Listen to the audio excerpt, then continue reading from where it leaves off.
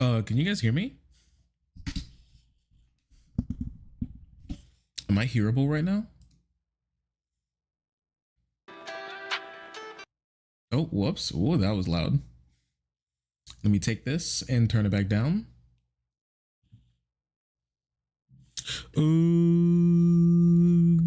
Because like after I turned on my my microphone thing, after I turned on my voice metering device, it like instantly shut off my music, and I was like, oh nah, did it do the thing? Did it do the thing where it cooks my audio? Does my mic sound okay?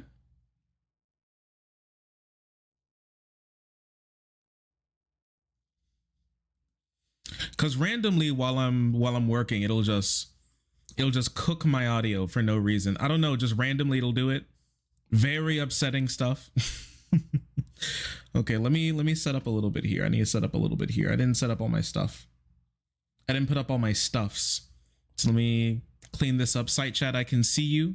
Twitch chat, I can see you. Hello. Hey, hi, hello, and welcome to another episode. I'm the host of the Nightmare, Shark300, and I'm happy to have you. Chat, did you all see that there's a Dan-to-Dan race war going on Twitter? It just won't stop. And has led to a broader black uprising in the anime community. There's an anime manga race war happening, and it's been going on for a couple days now. It actually just won't stop. It's been happening for like a week.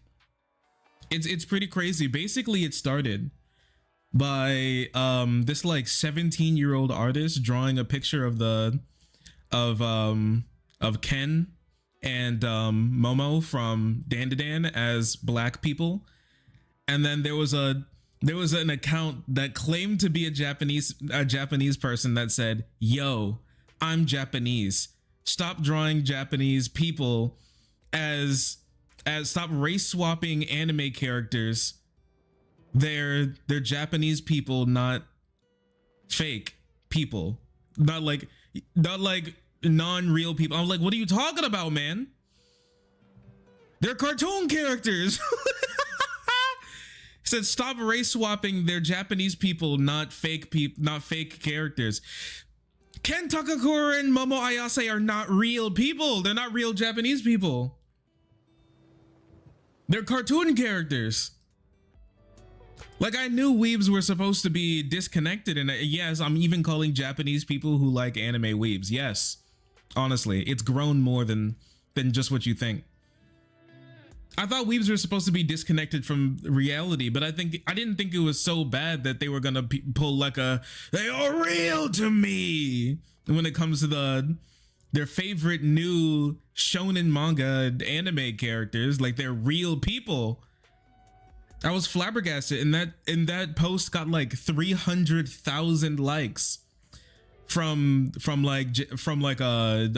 anime clansmen. It was wild.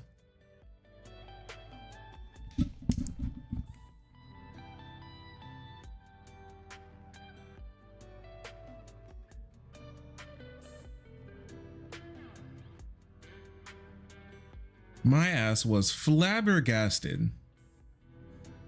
And it's just continued. It's like skyrocketed since then.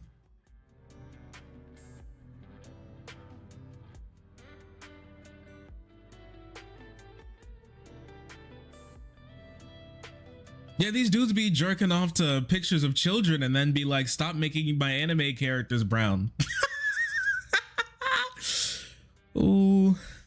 Oh, it's so crazy. We live in such a crazy world, don't we, chat? We live in a crazy world. Okay. Also, I was able to wash my hair this morning. It felt good. Chet, you ever go through long periods of not taking care of yourself, and then you come back and you're like, wow, that feels good. I scrubbed my scalp with one of those scalp scrubbers. I washed my hair. It feels so soft now.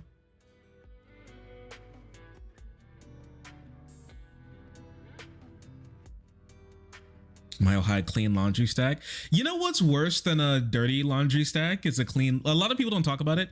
What's worse than a stack of dirty clothes is a stack of clean clothes. Because once you get a stack of clean clothes and you don't put them away, you then go through using some of them. Some of them fall on the floor and then instantly become dirty clothes. But sometimes even worse, you stop being able to tell which clothes are clean and which clothes are dirty because it's just been so long that you just have no clue which ones are good and which ones are bad. And then your ass turns into like some stinky neat fuck picking up clothes and sniffing them to see if they have ball juice on them. Like it's just terrible. It's a horrible existence. It really is a horrible existence. And so you're like, oh, are these really clean? I have no clue. And some smell kind of weird because possibly they're sitting next to your dirty clothes. Even though they're clean, they never got really put up, or they were sitting out so long they lose the detergent smell, so they don't really smell like much of anything. And you're like, did I wear this for like one day or like a couple hours? Or is this actually clean and I never touched it before? I just use separate baskets. It's not just about them being in separate baskets. You never forgot which clean clothes basket and dirty clothes basket are right next to each other, especially when you leave the clean clothes in the clean clothes basket for too long, and then now you have a stack of clean and dirty clothes, so you have to put the clean clothes somewhere, so you put them on the chair on your bed or something. And so now you have like a basket of dirty clothes and then a pile of clean clothes. And so now the dirty clothes are where the clean clothes should be, and the clean clothes are where the dirty clothes honestly probably should be as well. And now you're just and then they just get kind of jumbled up and mixed up. You're late for work, you kind of forget which one is which. You never got stuck in the mix like that before? Cause I've been trapped. I've been trapped in a world in a hell of my own creation before. I know what it's like. I know what it's like, and it doesn't feel good.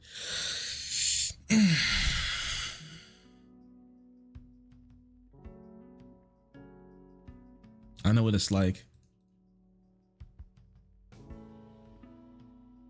It's a horrible world. It's a horrible world that we live in. Ever since I added my my work email address to my Twitter and Blue Sky account, I've been getting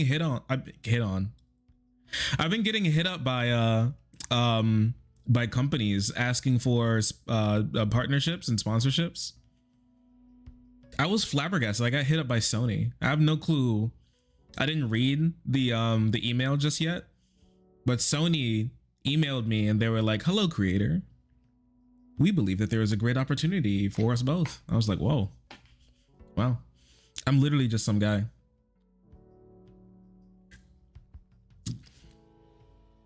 So I don't know. I don't know. I guess we'll see what will happen in the future. Many things could happen in the future. Many a thing. I know I haven't kept up with that Dan to Dan race war, but I know it's gotten bad. Like the dub voice actors hopped in and started, because the people were jumping down the throat of this like 17-year-old for drawing a picture of two cartoon characters being black. And they were like, black people should be able to draw cartoon characters. And then they were like, the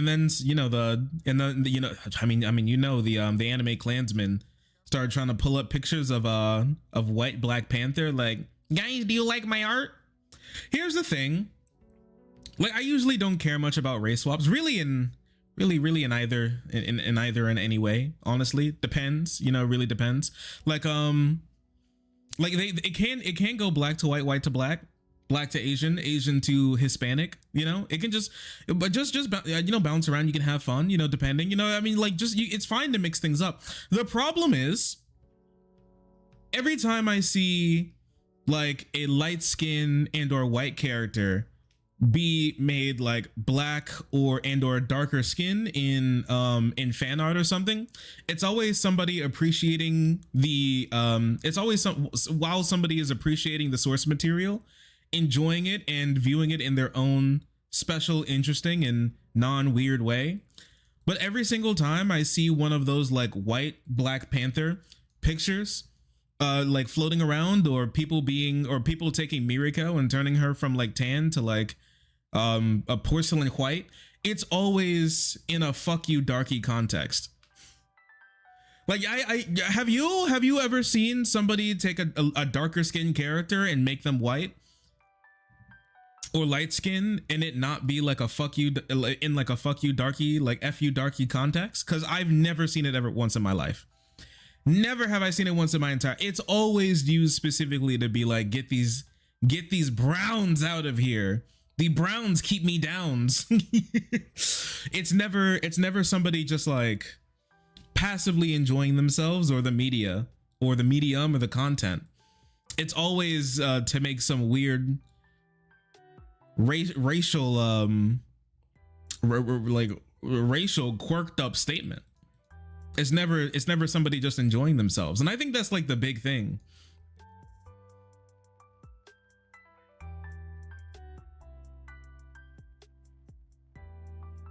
Yeah, there are many black artists who have had a private their account. It's very sad. Very sad, some of the stuff that's been going on. Kringe. But you know, there's a lot of insane people out there in the anime community. I'm not sure if this is a surprise to anybody, but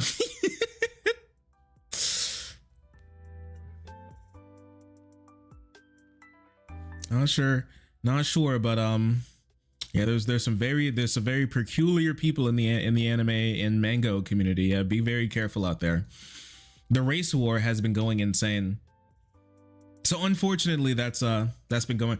Oh, chat, I'm not sure if I ever did I tell you? I'm not sure if I told you or showed you, but what is it? What my did this? I wonder if it got deleted. I'm so curious now. I was on Reddit last night, and the CEO shooting the Luigi shooting made it to my like hobby timeline while I was just scrolling Reddit a little bit. I was shocked. Is that who? I know that ain't who I think it is. And it was on r/aquariums. Somebody, let me see. Let me see if I can pull this up for you real quick. Wait, let me see. Made it to my safe space. Yeah, here it is. Mamma mia. I was like, Mamma mia.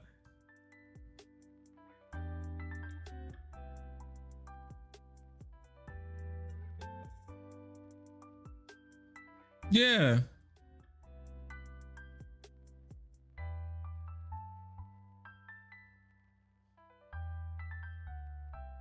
Yeah, here. Yeah, right here. On r/aquariums 23 hours ago. Shout out to our homie Luigi. Is somebody told me how to pronounce this yesterday? Was it like Mahone? For helping us escape our new our new tank on December 4th, 2024, between 6 a.m. and 6 p.m. in LA. Thank you for being across the country from the shooting. December 4th, 2024, 6 a.m. to 6 p.m. Oh, you would never commit such crimes. The only thing you would kill is a killer aquascape. Thank you.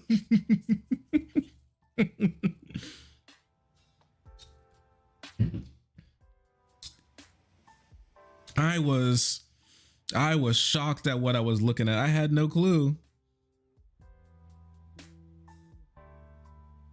He has a tweet up that says one of his fish died after getting sucked into the filter. He truly is one of us. That's true. He had a Facebook post from like 2012 that said, "Oh no, one of my fishies got sucked into the filter." And we're all thinking on r/aquariums that might actually be the turning point that broke him. That was the straw that broke the camel's back. One of his fishies getting sucked into the filtar. Welcome to the club, brother. Welcome to the club.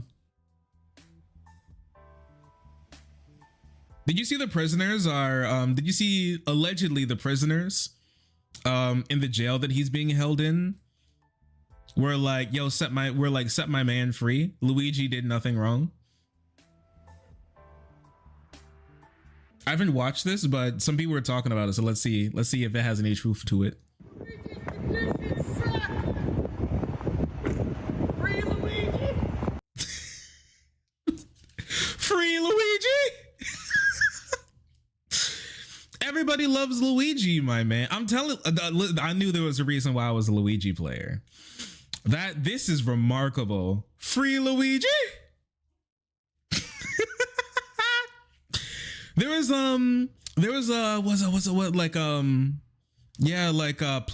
plastic face. What's her name? Who was having a little affair with Trump earlier this year? She came out and was like, "Wow, he won't have the prisoners won't care about him having a bad back problems while they're sexually assaulting him." Yeah, Laura Loomer. Yeah, Laura Loomer made like a rape joke about him being like sexually assaulted in prison or something. But apparently, like he like Laura Groomer. Yeah, apparently he runs the prison now. Apparently he's been making friends in prison and it hasn't been that long. And he's just like, they're like, yo, this guy's actually pretty cool. Let him go. Let him go. This is Free Luigi! This was just from a few hours ago, and here they are, 10 o'clock as promised. They said earlier today, tell Ashley Banfield that Luigi is watching at 10 o'clock. I mean, obviously, you know, that's just a hard roast at this point because they're not near Luigi in any way. Can I just ask the guys if they can hear me right now to answer yes or no very loud? Does Luigi have television in his single cell?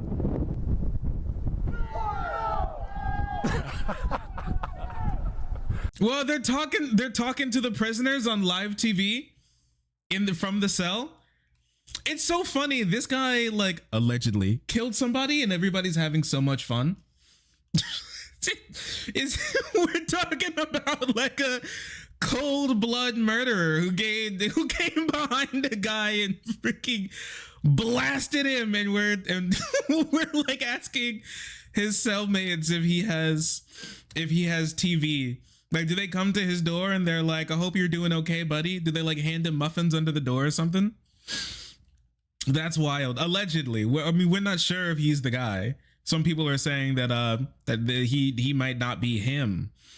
That he's not him. But I mean, right now it's seeming like that. It's seeming like that's the case. But I mean, like, you know, I want to. We'll do more like reading on this story, honestly, but I'm just gonna be honest. The reason why I haven't really made tried to do a segment on this story before is that like I hate to be the one to say it, but I don't really care. I mean, like, no other person getting like shot in the back in New York City would get this much coverage. Like, everybody's covering it. Like, there's so many more things to cover, like Donald Trump being like a literal demon. But we keep just talking about the story, you know? I know there's a lot of people cheering for this guy. I'm not going to cheer for him, but I will say, you know, it's hard to be mad at a guy like this. I mean, just look at him. I mean, like, obviously I'm not going to look at somebody and be like, oh, they're a good person, they're a bad person, they're guilty or they're innocent. We can't judge people by like how they look, but like when it comes to their actions. But like, he doesn't look like he hurt anybody. I still have no clue if they got the right guy yet. So I'm just gonna, you know, guilty until proven innocent, right? Or innocent until proven guilty, right? The other way around is like how like, you know, some people act, and I feel like that's anti-American.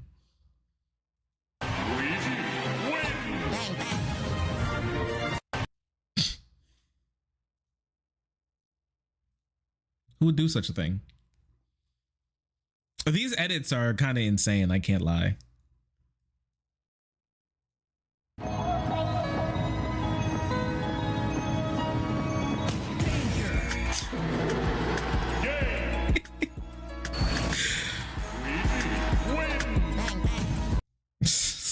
It's an incredible. People are having way too much fun. People are having way too much fun. Way too much fun. They made him buff. He's always buff. He's always been buff. He's just uncomfortable with taking off his shirt a lot. But he's been in the gym. He's been where you think somebody who's not buff could jump that high? Danger.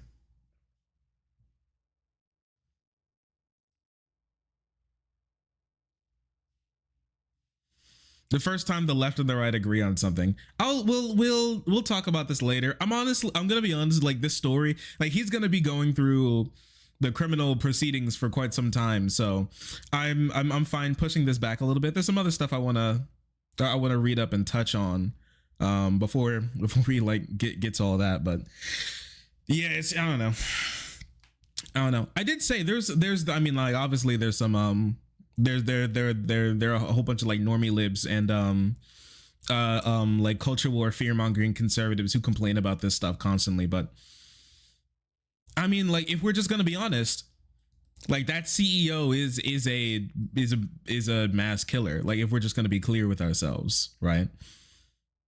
His whole every single dollar that he has is a function of being able to deny people coverage, deny people service. Like the insurance companies are such an incredible concept because their whole business model is getting you to pay them to not give you anything. That's how they make, I mean, that's like how they make their money. If everybody got what they paid into insurance, then obviously there would be no money in insurance. But them, like even the guy who's taking up the mantle of that guy who got shot, that CEO, specifically said that he's going to continue his legacy by denying what he calls unnecessary care for their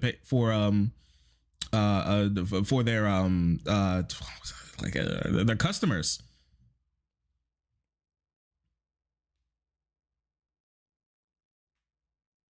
Didn't he have like an AI that was made to deny coverage automatically? I have no clue. I have no clue about that, but that's not really surprising. He's innocent. He came with me to buy presents for my BF that day. Oh, December 4th, 2024, between 6 p.m. Between 6 a.m. and 6 p.m. Eastern Standard Time. He went to. You were hanging out with him in Argentina. Okay, pretty cool.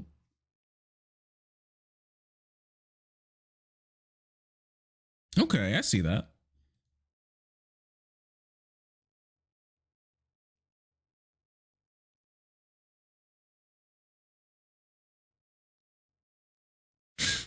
I see that. Okay.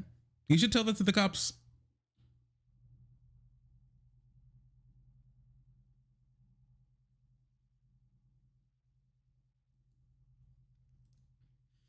Okay, let me pull up a couple things. We got some reading to do today. We did some reading the other day. We're going to be doing some reading today. As I said the last in the last politics stream the other day, we're in a big reading hole. Welcome to the hole. Welcome to my pit, and we're going to be reading in my little ready hole. So, you know, bundle up. It's time to get to all these articles that we missed over the last little while. Let's give it a looky. Shark Pit. Yeah, I mean, I know some people call things like their communities pits and whatnot. This is the community is called like the community does not have the name the pit. Other people do that.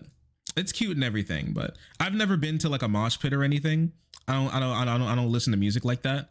So pit, that ain't me. Unfort. We are the tide pool.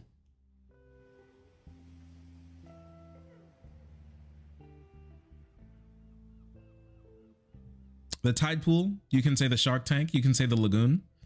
All of those work. I thought we were frogs. You are frogs. You are my frogs. We are the tide pool. I am shark. You are friend. I hope this elucidates some things for you. Shark Tank might be taken. Yeah, I didn't like copyright it, so I think we'll be okay.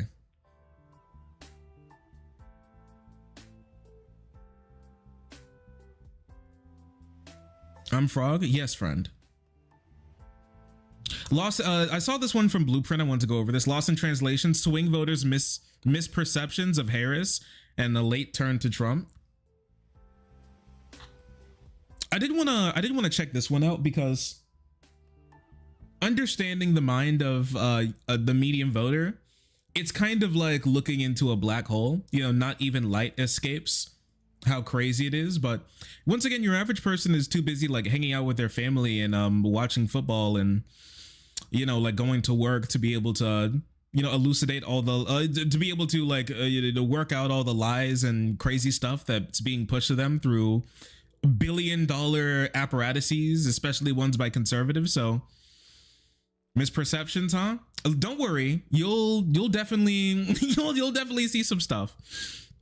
There's definitely some misperceptions here. There are definitely some incorrect things here. Remember that poll of Americans asking about, you know, simple percentages in the country, and they were so wildly wrong that your average person just has no concept of reality, and that proved that your average like voter has no concept of reality in this country. Remember when it asked what percentage of Americans were transgender, and like the majority of people said like 30%. Like, yes, your average person does not. Your average person is very, very much misunderstands things that are happening. The things that are happening in this country. Ooh. Oh, there are big problems, a big deficit between what we believe and what is true.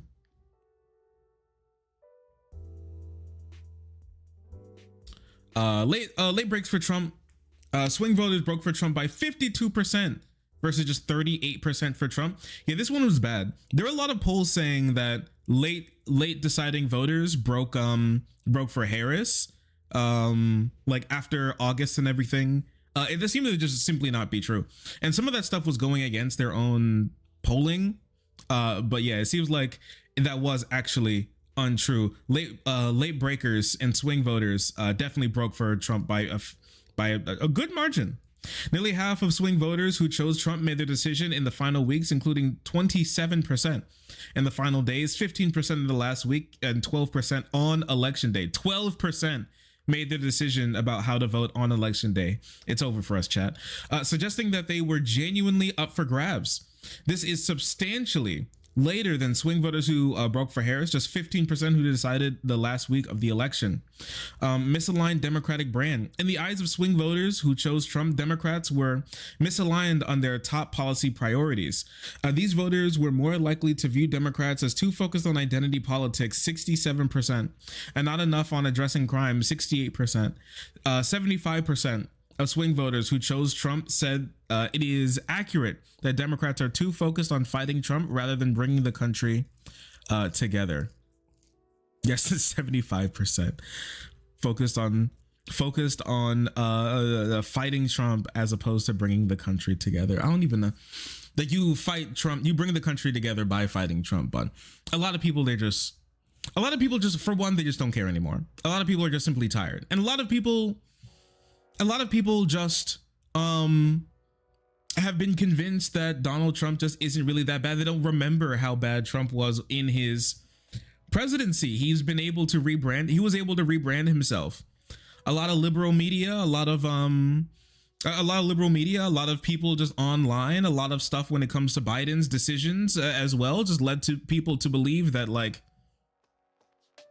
Trump really isn't that bad after all. It's the American short attention span, it's media, it's Biden deciding not to prosecute Trump when he literally tried to overthrow the government. Yes, a whole lot of things turn people around to, you know, maybe having like a slightly better view of Trump and a much worse view of Democrats, and them not really caring about coming out for Dems and voting anymore, or being against Trump, really, because like in 2020 it was like anti-Trump, and this wasn't really pro-Biden. Once again, there weren't many Biden fans except for Harris and like the other like top Democrats in the party, Besides that, like, there are almost no Biden fans. Everybody knew that, I guess, except for Biden and them, though.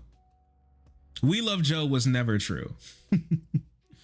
Over 80% of swing voters who chose Trump believe Harris held positions she didn't campaign on in 2024, including supporting taxpayer funding transgender surgeries for undocumented immigrants. 83%. That shit is so funny. That shit is so funny. Okay. Mandatory electric vehicles by 2035. They actually just made this up. It's just, it's so good. Conservatives just like make stuff up and then people just simply believe it. What's so good is that, like, conservatives say stuff and it's actually so crazy and so stupid that your average voter doesn't believe it. But conservatives say stuff about the left wingers and, like, or specifically Democrats, and they go, yeah, I guess that's possible.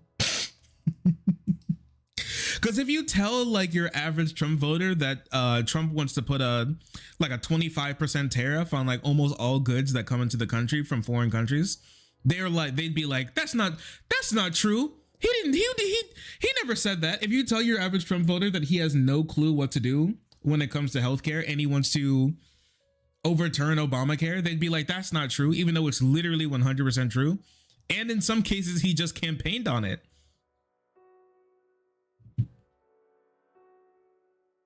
But okay.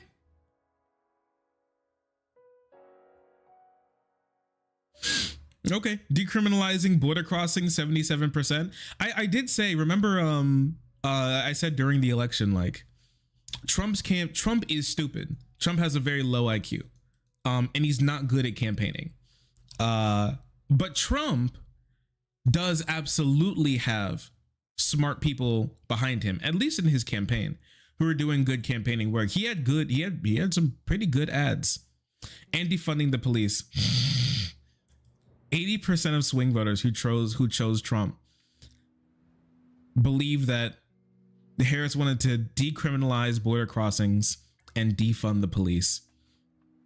Only 22% of swing voters that broke for Trump believe that Harris prioritized Americans like me versus party activists. A stark contrast between 80% who said that Trump prioritizes Americans like me over party activists. In the final days of the 2024 presidential election, 1 in 4 swing voters, 25%, were still making up their minds. When they finally chose, they broke decisively for Trump, delivering a deeply sobering message about the Democratic Party's misalignment on high salience issues on immigration and the economy, laying bare the Democratic brand problem. Democrats have a huge brand problem. One of it, I hate to say it, one of it is Barack Obama. Obama is a massive brand problem for the Democrats, not because, like, Obama himself is like a big brand issue, but there are some brand issues with him. We'll talk about that sometime later. But one of the big issues when it comes to like Obama and the Democrats' brand is that, like, they're super insular party. The Republicans want to be more like the Democrats, but Donald Trump was able to, like, completely take over the party to the point where they aren't able to have as insular of a party. He's still upholding like the oligarchy when it comes to big business interests. He is a big business interest as a multi-billionaire. Like, we all know that. And I want to talk about the Trump oligarchy here coming up here soon, and his, like, massive the Silicon Valley dick sucking tour that he was on during the election, which actually made him for the first time have more money than his Democratic opponent for the first time in all of his 3 runs for president, until Harris got into the race. But then, you know, Harris's campaign, Jen O'Malley didn't, like we saw the last stream, completely threw away all of the opportunity that Kamala Harris had when it came to winning this election by running some of the worst ads and some of the worst ads and some of the worst campaigning that could possibly happen. This is just simply proof of it, right? Because we can understand, oh, prices went up, inflation, whatnot. Sure, that doesn't explain this. Okay, this is bad campaigning. The majority of people believing this is bad campaigning by the Democrats and good campaigning by Republicans to just make people believe lies. This shows that that Trump had a good campaign behind him to just make shit up about Kamala Harris, and he was able to get away with it. And the Harris campaign having no teeth when it comes to combating any of this. In the final days of the election, oh, we read this. Oh, high salience issues of immigration, the economy, laying bare the Democratic brand problem. But yeah, they are pretty. The Democratic Party these days is pretty elitist. Everybody just wants to kind of rehash Obama again, but with none of the charm and none of the ability to actually get people to come out and vote. None of the ability to get people to really come out and vote, because Donald Trump didn't grow his base this time around. He got less voters this year than he did last election cycle. So how can you say he's made such massive inroads with the American people when he's completely lost voters? He would have crushed if he actually got way more voters this time, but he didn't. If Donald Trump ran against the Donald Trump of 2020, he would have gotten obliterated. He would have gotten blown out of the water. It's just that Harris was even worse than Biden, than Trump was himself in 2020, losing like what was it, over 15 million voters compared to Biden.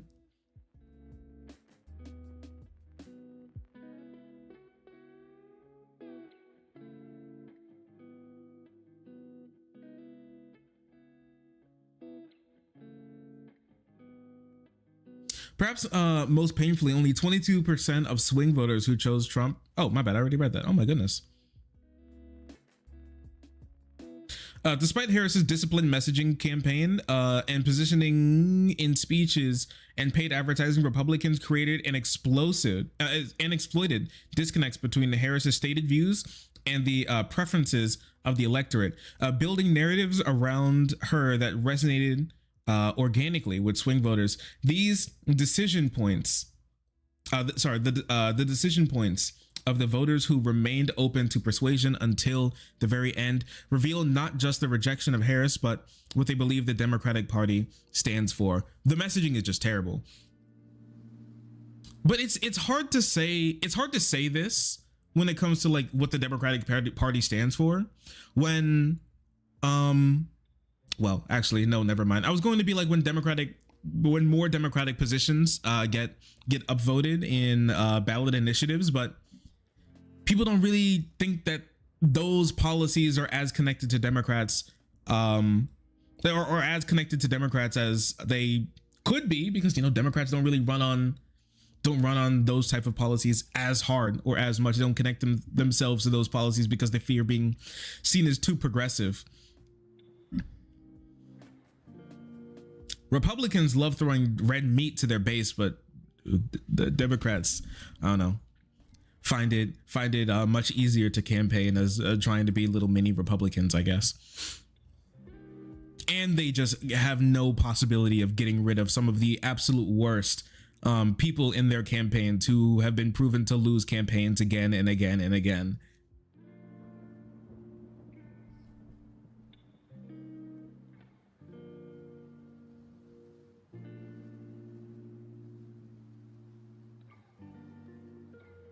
The making and breaking of a Trump swing voter. The data tells an intriguing story about how these voters broke late and broke hard. Only 37% of swing voters who chose Trump knew their choice all along, significantly below the 68% of voters who said the same about their decision timing. 47% of these Trump breaking swing voters decided in the final weeks, almost 50%. A remarkable 27% of swing voters who chose Trump decided in the final days.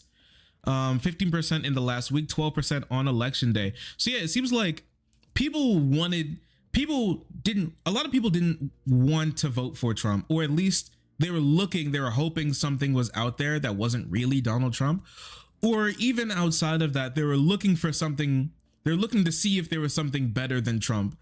But Harris and her campaign wasn't able to offer what they thought was better, wasn't able to offer people what they thought was better than Trump, which is kind of damning. That sucks. That sucks really bad. That you, as a Democrat, who should be able to make it very clear how much better you are than Donald Trump wasn't able to accurately tell people, swing voters, who most of them up until the very last week, 12% into the last day, were holding out hope that the Democrats were going to provide them something better than Donald Trump, and they couldn't do it. Now, I know, yeah, a lot of it falls onto Joe Biden and being just simply ass at campaigning and having an ass campaign.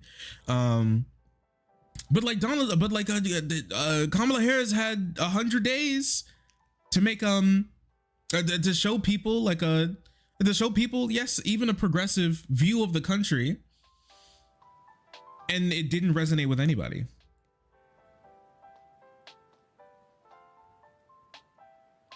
Damn. AI bot, read for me. Swing voters who broke for Trump expressed profound skepticism about what they perceive to be Democratic Party priorities. A striking 80% believe Trump prioritizes Americans like me, compared to 22% who say the same about Harris. This fundamental trust gap extends across multiple high salience issues. The data shows the swing voters who ultimately chose Trump see Democrats as misaligned with their values across 3 key areas.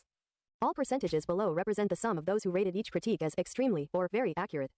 Immigration and border security.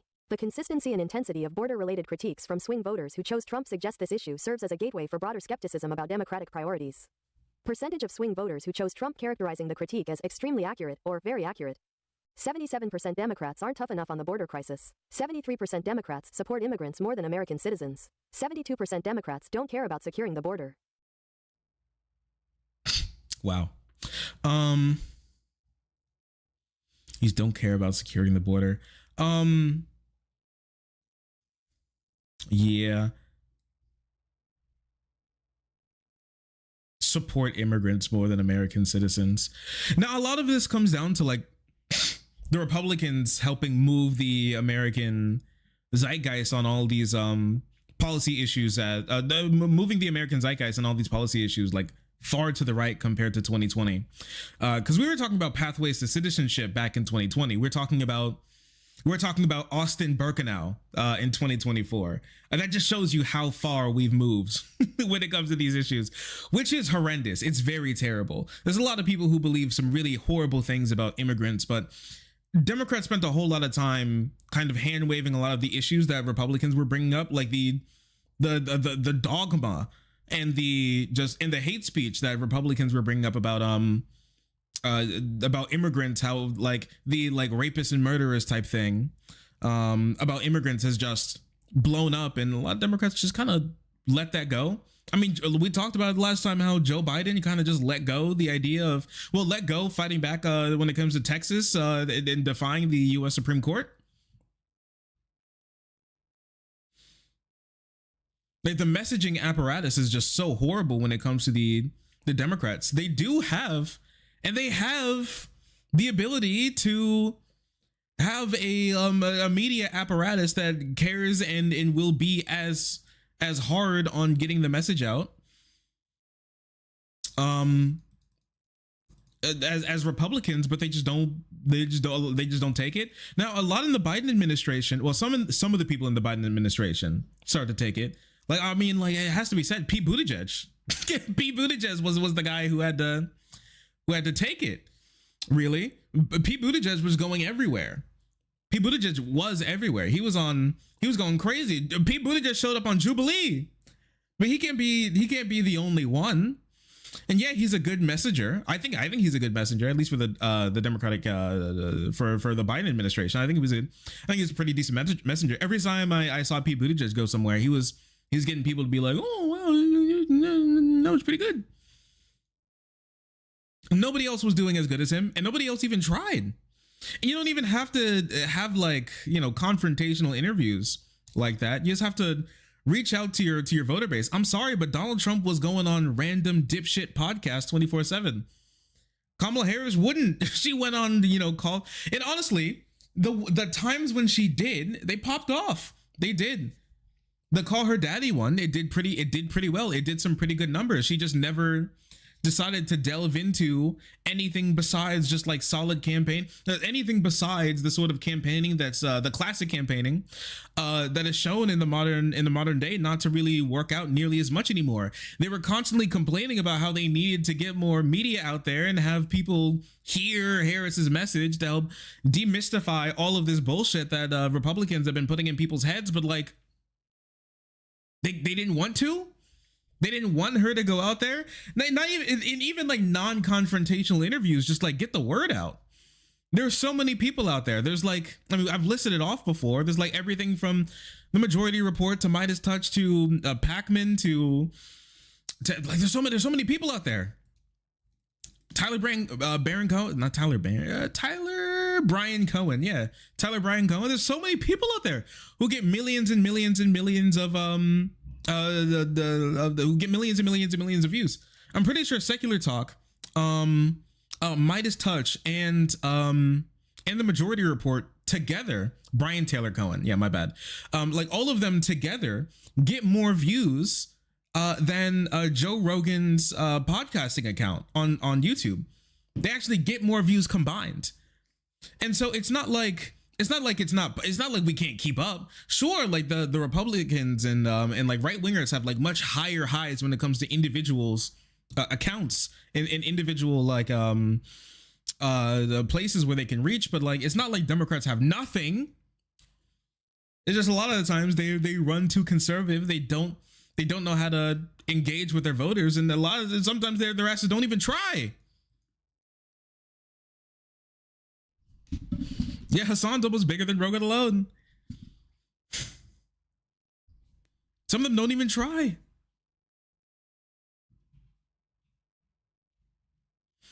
In terms of raw viewers, I don't think so. I don't think he's almost bigger. I think he has a significant portion of Joe Rogan's viewer base, but when it comes to just raw numbers, but I'm not sure if he's bigger. But now you have to count in like live streaming too on top of like videos and stuff. And I think he's a large percentage of, but I don't think he's close to eclipsing him.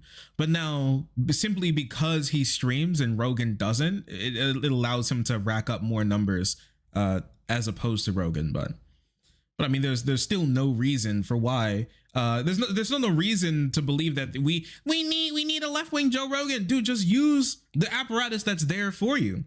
There are tens, if not hundreds, of left-wing creators out there willing and ready to have Democrats on there to help spread the message more.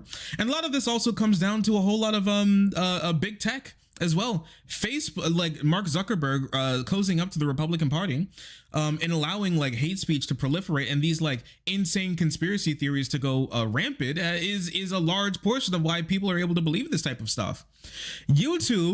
If YouTube stayed on the grind that they were, getting rid of like insane right-wing like neo-Nazi accounts that they were back in like 2016, we'd be in a much better place. And I mean, we all know what happened to freaking Twitter. I mean, we all know what happened to Twitter. It turned into a Klan rally. The Twitter to Klan rally pipeline. Like since 2016, there has been a right-wing shift in a lot of these social media platforms, unfortunately, just becoming crazier. And I mean, like, not even advertisers are enjoying it a whole lot.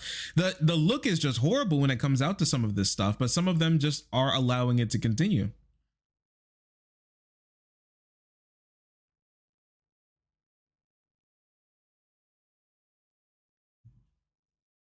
So there's a whole mess of problems that need to be dealt with. There's a whole mess of problems that need to be dealt with, and hopefully we can get there. But man, things are not looking too good for us right now, chat. We're struggling. We're struggling out there.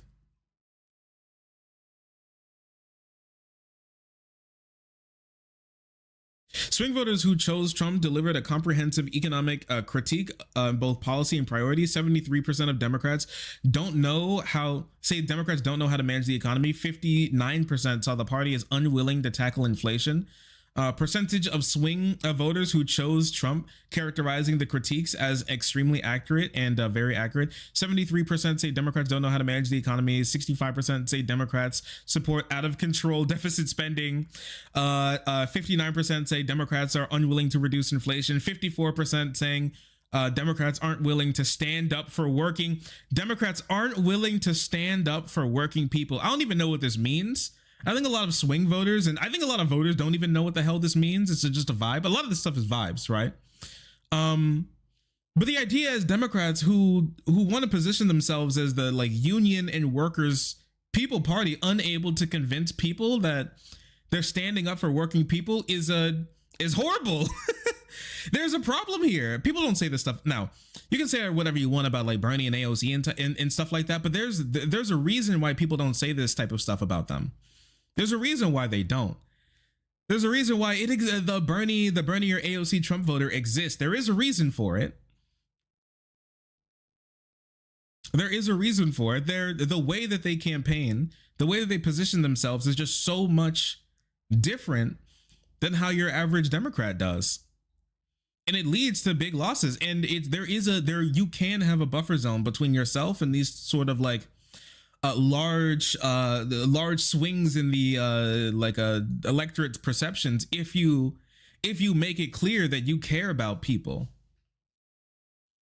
And remember, like a lot of people want to just kind of chalk this up to, oh, there's really nothing that you can do. And I think it is very hard to fight against the headwinds of a post-COVID society. But man,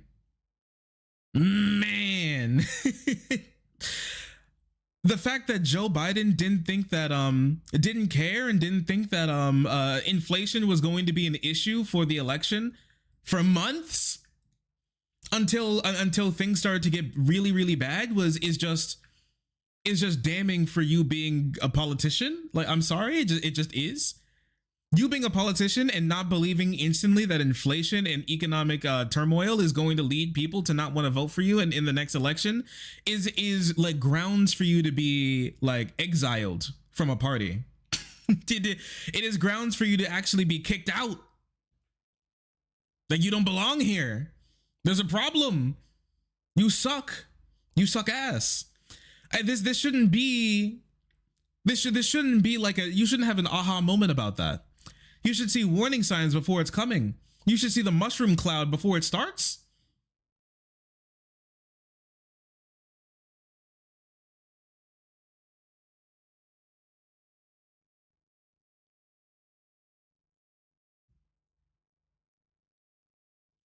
I also want to take a look at AOC's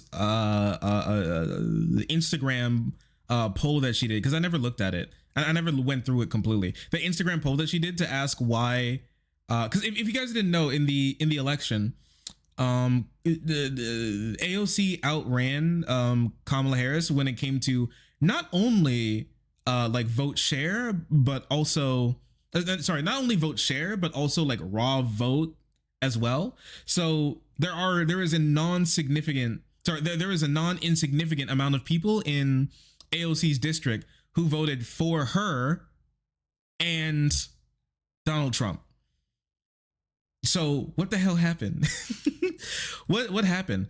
What does the 54%, 73% AOC Donald Trump voter, AOC Donald Trump, Bernie Sanders, Donald Trump, progressive fascist voter look like? What's happening here?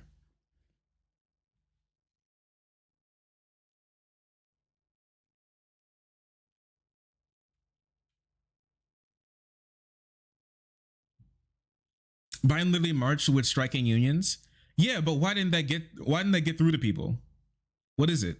What happened to make that not get through to people? Because I know there's a lot of people who don't even know that. It's messaging and it's campaigning. It's two things that Democrats like gotta suck ass at. And I mean, this kind of proves it, right? Not being able to contend with like a lot of the hits that the Republicans are hitting you with is damning. I mean, like, You can be as goodest as a politician as you can possibly be. You can be the world's best politician on paper, but not turning that into votes and getting people to vote for you there's something wrong. There's something wrong here, right? What is it? And yes, a lot of it, I think a lot of it is inflation. A lot of it is the cost of living. A lot of it is that stuff. A lot of it is vibes. But there's also an issue. There's an issue with getting people to believe the things that are true. And there are so many things that you could say about Donald Trump that a lot of people just don't know of. Not picking, like, I still think that not picking a couple of things from Project 2025 and just turning them into the campaign, like running on them, and running them into the ground is a huge issue. And like every single time you hear something about Project 2025, it's just like a new thing. You're not even able to keep one thing in your head and be like, oh my gosh, that's terrible. Like being able to hammer some of these things. The thing is, like, conservatives brought up a couple of things and just hammered on them. Just hammered them over and over and over and over again. It's like price of groceries, Democrats not caring about working people, we can solve all the problems when it comes to like society and the economy. Dems can't. The border's bad, we'll fix it. Dems don't want to. And then it was just like boom, boom, boom, boom, boom, boom. There's like repetitive drum beating. Like immigrants suck. Immigrants want to kill you. Democrats want them to kill you. And they just hit it over and over and over and over again. Democrats just weren't able to do that. You can be the world's perfect politician, but if nobody believes it, it doesn't matter. If nobody knows who the hell you are, it doesn't matter. Nobody knows that Trump is actually a pedo as well. Yeah, quite sad. I think they should have hammered on that too. Because it's not like a lot of people don't care. A lot of conservatives don't care about him being a pedo. Yes, but a lot of people just don't even know. They've never even heard of some of this stuff before. Democrats just didn't make it a part of their campaign. They just didn't care. Right? If like Democrats don't care, why should anybody else? If Democrats don't care enough to prosecute a guy who tried to overthrow the government, why should anybody else? The literal government doesn't care. Why should we? And a lot of people got on people for saying that the January 6 hearings just weren't going to reach people. Like, of course they can't reach people. Nobody's going to sit down and watch 52 hours of like congressional committee briefings. I'm sorry, they just aren't. And yes, a lot of it comes down to a lot of people not caring, but a lot of it comes down to messaging as well. You got to meet people where they are.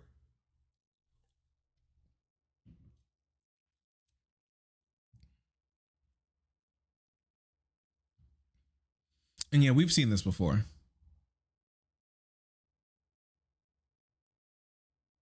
82% believe that Kamala Harris wanted to make all electric cars mandatory by 2035.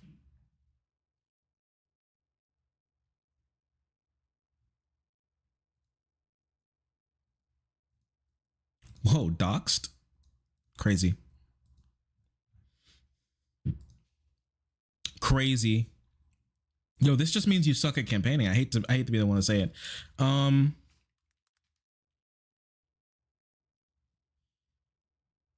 Let's see. Can I pull this up? Okay, let me pull this up and then we can finally go over it, because I've been really wanting to read this, but I haven't had the time to. But man, I know this one's wild. This one's definitely wild.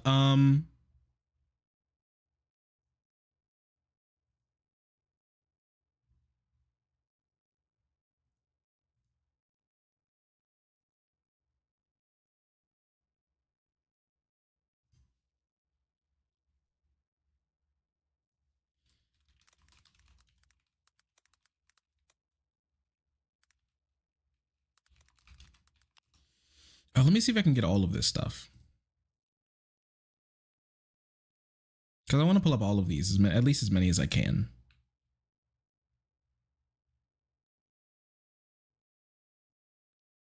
Nor, don't do this to me.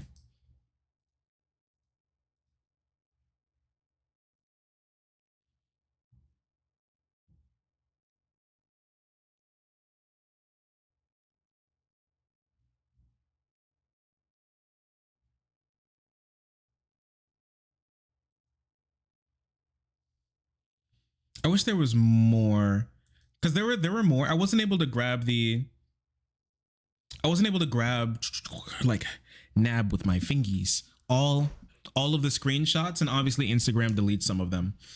So I want to see if I can get all of them, but I'm not sure if I can.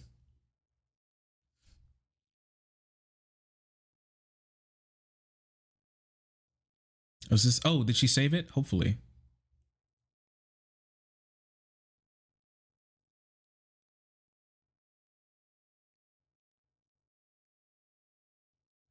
I don't think this. Okay.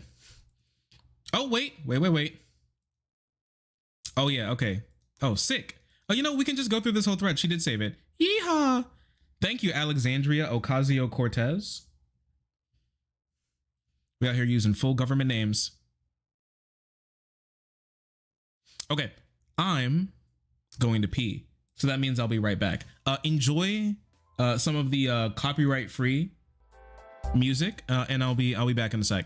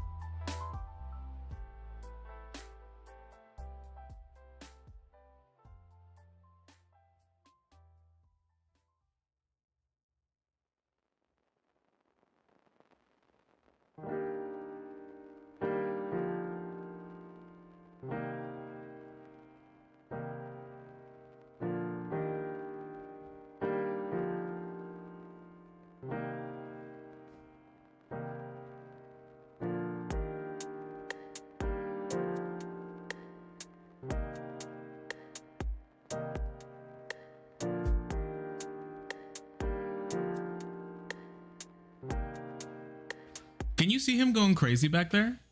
Oh yeah, you can.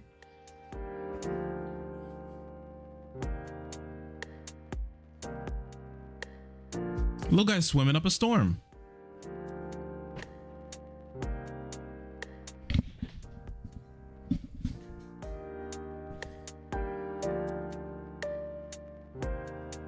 We need to make a better leftist media sphere. Mainstream media and independent non-news related media is too dominated by the right. It helps propagandize a lot of voters. Like, sure, I guess, but also like, let's just be honest with ourselves a little bit. A big reason for why the right-wing media has been able to get so big is, for one, they were facilitated by facilitated by conservatives. Sorry, they're facilitated by like billionaires, and the platforms that they were able to be on. The fact that they're able to consistently break TOS and engage in hate speech, but they're allowed to continue simply because they don't. A lot of companies don't want to be seen as being against one political party, even though one political party is literally insane. We remember Twitter before Elon took over. They literally had to allow conservatives to break TOS. Conservatives got a free pass to break TOS because they didn't want to ban too many conservatives because it would look bad. And conservatives were always so close to getting banned because they would always be breaking TOS and saying slurs and engaging in hate speech constantly. But like, one of the big reasons for why like the left sphere or whatever isn't as like prolific is because the Democrats just don't engage in it. They don't engage with it. They don't go on to these shows and to help make them bigger. Because I talked about this before, and somebody was like, well, the left-wing shows still aren't as big as the right-wing shows. Like, okay, have the Democratic politicians go on and make them bigger. Engage with them, make them bigger. You want a media sphere, go ahead and make one. They're already, you don't have to like you don't have to like start paying people to make YouTube videos for you and like TikTok and stuff. There are already people doing it. Engage with them, help make them bigger. Give them preferential treatment when it comes to interviews. You know, I'm sorry, when Donald Trump goes on like shit fuck loser like a shit fuck loser clan podcast, he helps make them bigger. Some of these people you've never even heard of until he goes on. And then when he goes on, obviously the news has to cover it because now he's saying something, because now he's saying like important like political information on one of these shows, and obviously they're going to have to pull it up and talk about it. And so now the show gets content for that. And now the show is able to build up its audience because now people are like, oh, this is where stuff's happening. Let's hit it up. The Democrats are completely separated from that. The Democrats don't really do that very much, nearly at all. Joe Biden wasn't doing interviews. Kamala Harris wasn't doing interviews on a lot of these platforms as well. Like I said, the only person who was really doing it is Buttigieg. He was in the administration. I mean, there's Ro Khanna and there's AOC who do this type of stuff way more frequently, but I think they need to do it even more frequently. My ass just made up a new word. They just don't care. They just don't care for it. They just don't care to make them bigger. You want something, you have to work for it. You have to care. You have to engage in it. I'm sorry, but like Donald Trump just wanted it more. He worked harder for that. At that like Madison Square Garden Klan rally, that guy who made that Puerto Rican floating pile of garbage joke, he was a YouTuber. He had like YouTubers and podcasters and commentators come up and do this type of stuff. He was boosting their image because obviously they were dick sucking. But they were slobbering hard enough to be able to boost their brand. Now these guys are forever larger because, you know, the president of the United States was on their podcast. Sorry, but that's just how it is. The Democrats they just don't want to do that. And some people like complain about, oh, well, the left-wing ones are going to be a little bit more hostile. Well, for one, a lot of them would be less hostile if a lot of these Dems were, you know, a little bit more left-wing, honestly, and embrace some of the policies that a lot of people genuinely appreciate. And two, a lot of them aren't dumb. A lot of them aren't dumb enough to just throw away an interview with being like overly hostile. All these guys aren't just like stupid. They know that if they're too hostile, these guys just might not come back. And honestly, a little bit of pushback looks good as well. If you're able to push back a little bit on the politician that you have on your platform, then yeah, that looks good. You look more credible than it just being like a slobbering competition. Okay. Like at the end of the day, they're still a politician, right? Like you got to be able to contest them a little bit. That's good. That makes you look like a much better that makes you look way more worthy of doing this type of stuff and worth people's time than if you were just like slobbering constantly, I think. So yeah, I mean, like you just gotta work for it. You gotta work for it. These guys won't get much bigger if you don't help.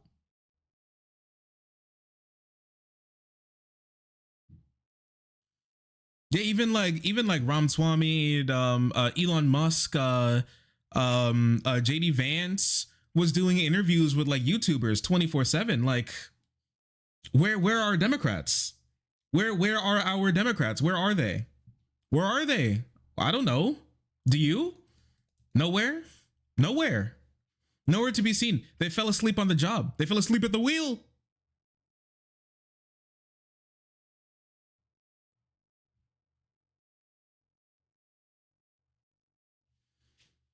I don't know about that, but Trump got no pushback. I don't think Trump got literally no pushback. I don't think that's true. He absolutely did get some pushback. I remember in the Adam, what the hell's his name?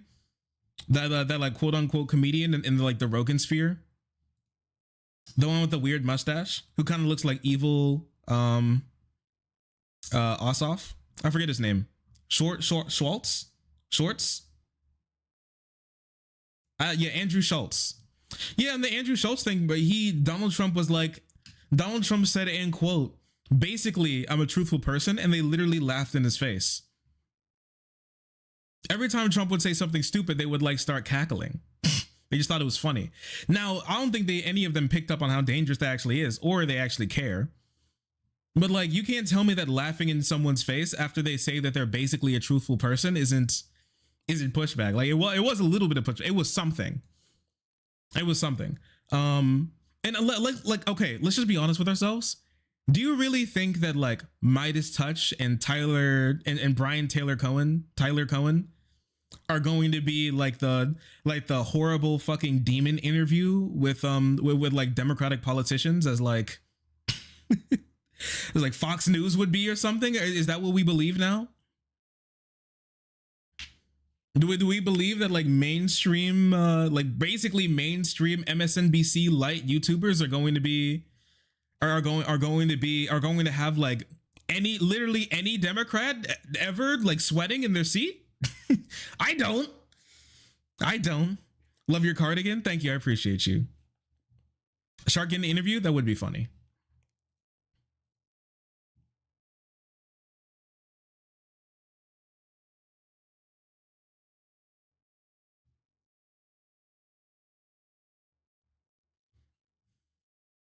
That would be pretty funny. Yeah, they can make it work. They just don't want it. They just don't want it. A lot of them don't want it. A lot of them too scared. And some of them can even roll with the punches. Like, let's just be honest.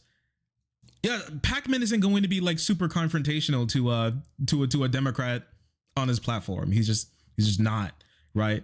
Not even saying that that's like a good or bad thing. He's just not going to, it's not going to be like a demon interview for them.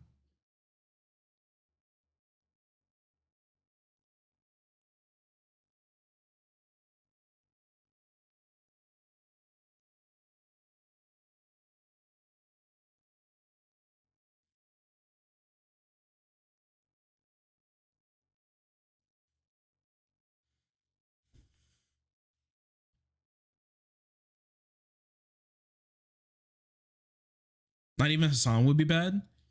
Yeah, because like, I don't know, when people think of like a lot of like leftist content creators or left-wing progressive content creators, they think of like insane leftists on Twitter who go crazy with it. Right?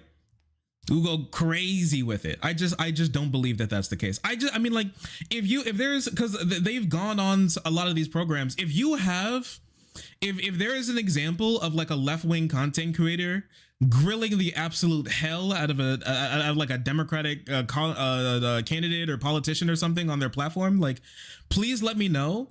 Like, I know there have been some confrontational interviews or some confrontational sections of interviews that they know is going to be like a little harder. Like, let's just be honest. Like, if you're progressive, you're not completely aligned with the Democratic Party, but like, has there ever been a time where like a left-wing content creator has like obliterated a Democrat has just obliterated a Democrat in an interview? Has it happened before? Just ripping them apart with every single word that comes out of their mouth? Has that happened before to make Democrats so scared of going on a lot of these platforms? Has it ever happened? Like, I could be wrong. It could have happened, but I'd be a little shocked. I haven't seen it. I haven't heard of it.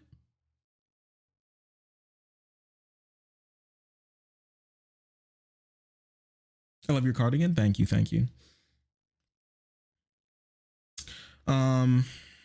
Son's done it a couple times. I know he's had people on his platform. He's like ripped them apart.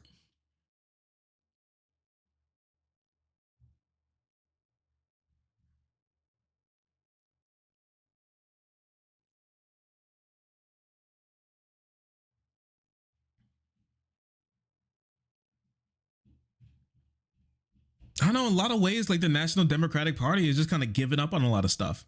And it's made it so that they're now way less likely. Well, their pathways to victory are just so much smaller.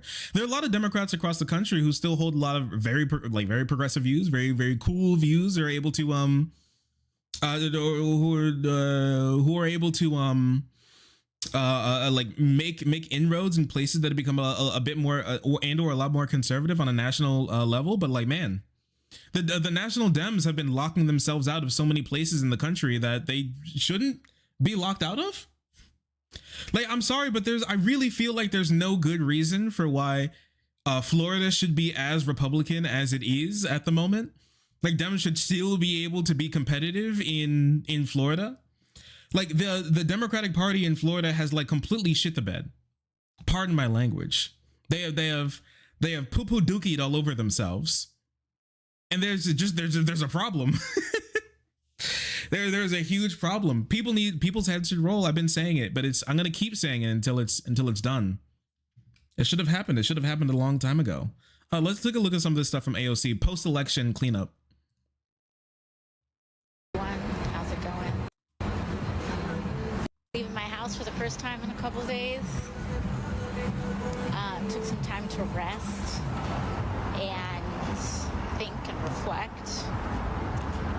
I'm not here with any big hot takes because the task that we have before us is, no, I'm not. I don't think most people are.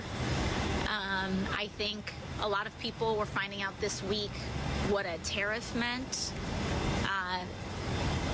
That one is what got me as well, is that did you guys see those posts of Twitter trends? Sorry, not Twitter trends. Did you see those posts about Google Trends of people searching up what is a tariff on the day of the election? And not only that, the peak of people asking the question of what is a tariff was peaked after the election, like after Trump already got in office. Everybody was like, wait a second, what's this whole tariff thing? Huh?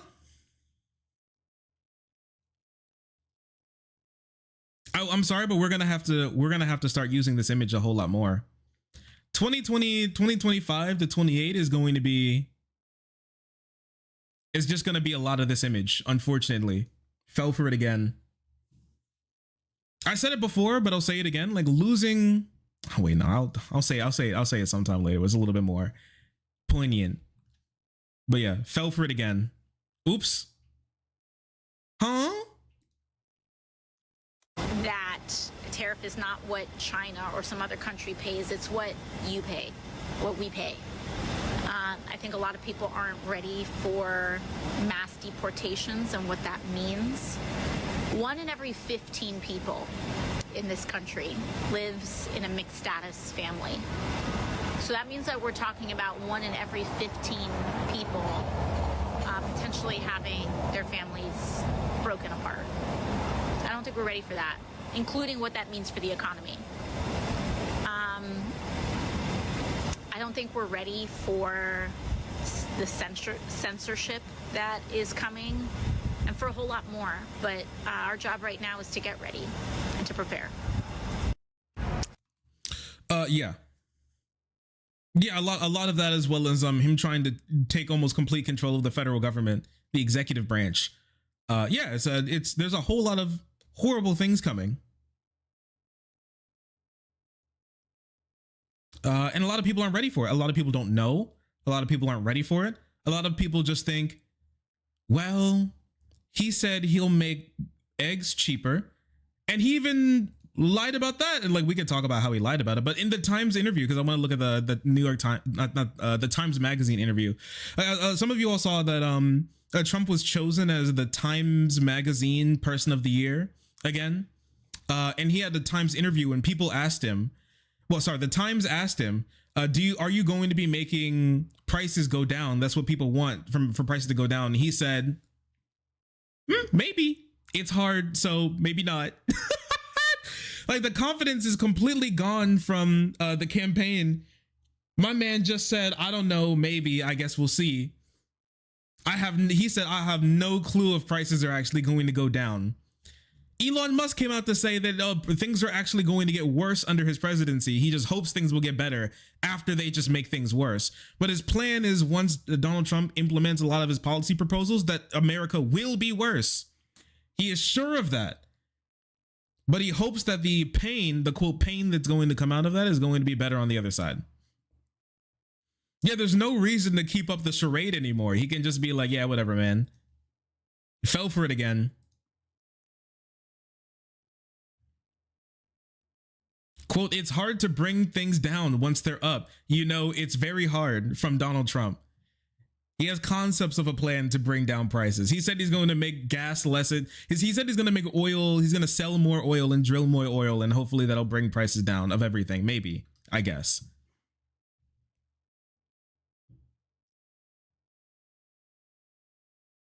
That's the plan. This is a not. I've been getting a lot of questions to this effect. What's the game plan? What do we do? What's the deal? And what happened is so massive that it's going to take just a second. It's coming, but it's going to take a second. Yeah, for one, the Democrats, what's going to happen now? I'm not really sure. I can't really tell you. But what I know what needs to happen is that the Democrats need to defeat like the centrist Biden bro, the part of the party that wants the Democrats to become more racist, more sexist and homophobic, thinking that that's going to win over more like Republican voters and win back Democratic voters who aren't a part of the party anymore, who don't come out and vote anymore. They need to defeat those people. They need to defeat the Biden hangouts.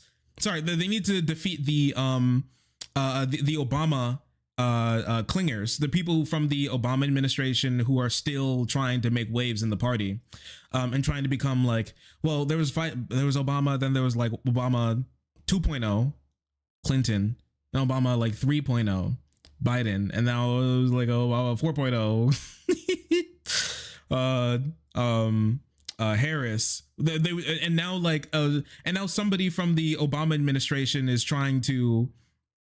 Somebody from the Obama administration is trying to become the chair of the DNC. They need to defeat that wing, the Obama wing of the party. The Obama wing of the party needs to be done away with. It's done. They had their time in the sun. Obama isn't here anymore. And honestly, he was the only reason why this whole thing was being held on to begin with. Like nobody else was in it for anybody else in there. Okay, not David Plouffe, not Clinton, not Biden, really. It was about Obama, and everybody else was was just like a hanger on who wanted to ride his coattails. He's not here anymore. He can't come back, and so no amount of campaigning campaigning by Obama in the last couple days of the election is going to swing people from an unpopular and poor Democratic campaign. So that needs to be defeated. Those two parts of the party need to be defeated, and then we need to understand that we need to not run away from the policy positions that win in places where Democrats lose. Progressive policy wins in places where Democrats lose. And there's a reason for that. And there's something that we can learn from this. I'm not necessarily a part of the whole Bernie would have 100% definitely won in both 2016 and 2020. I don't know. I can't tell you. I personally want to believe that he would have. Right. But I'm not going to tell you that everything was propositioned there for him to be able to sweep the election where the other Democrats couldn't and or did worse than expected. I can't tell you. I believe that he would have based on the information that we do have. But we have no clue if somebody's going to win an election until they do or they don't. Right. A lot of things go into running an election besides vibes and some preliminary primary polling numbers.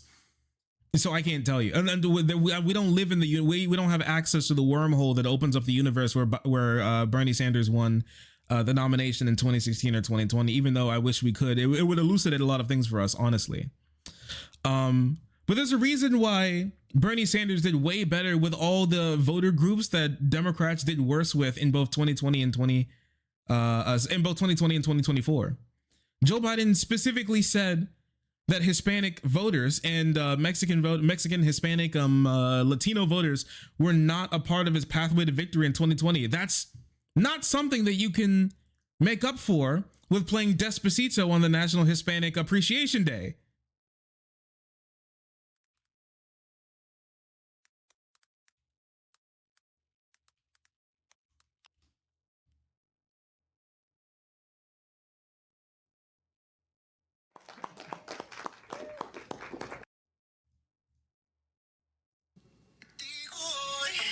All right.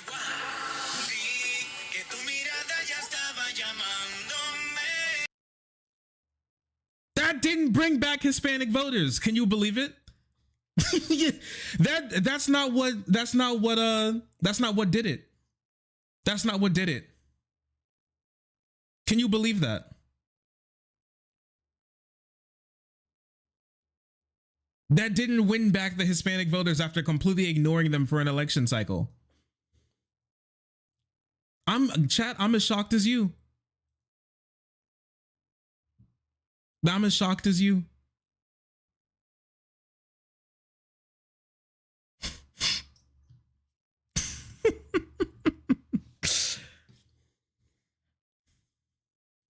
Bernie won California Hispanic voters as well as Nevada Hispanic voters, and got a large plurality of black voters as well. There are people in this country who vote for people like AOC and Bernie who don't want to vote for people like Biden and Harris. And what is it? Dems can't figure it out yet. To share. I would say personally, as I'm thinking about this, I'm going to be doing a lot more direct communication. So I think I'll be planning on using my email list to give a lot more thorough and specific things about what's on my mind and how to prepare for things. But again, that's not just a shameless plug. I do have the link here, but my recommendation is to join and enter community right now. Yeah, basically right now we're in, it was such a big, Donald Trump has been so rehabilitated as like being a normal person. Republicans have so much goodwill going into this election at the moment that honestly, I don't think there's much that you can really do. You just have to wait for them to crumble, and they will, as they always do. You have to wait for them to show their ass. But right now, I'm just going to be honest. I don't think there's much that you can do to convince people about anything besides being hopeful that Donald Trump is going to use his big brain CEO power and his huge dick to solve all the problems in society. That's what your average person kind of believes right now, is that he'll just solve society because his dick is so big and his brain is so huge.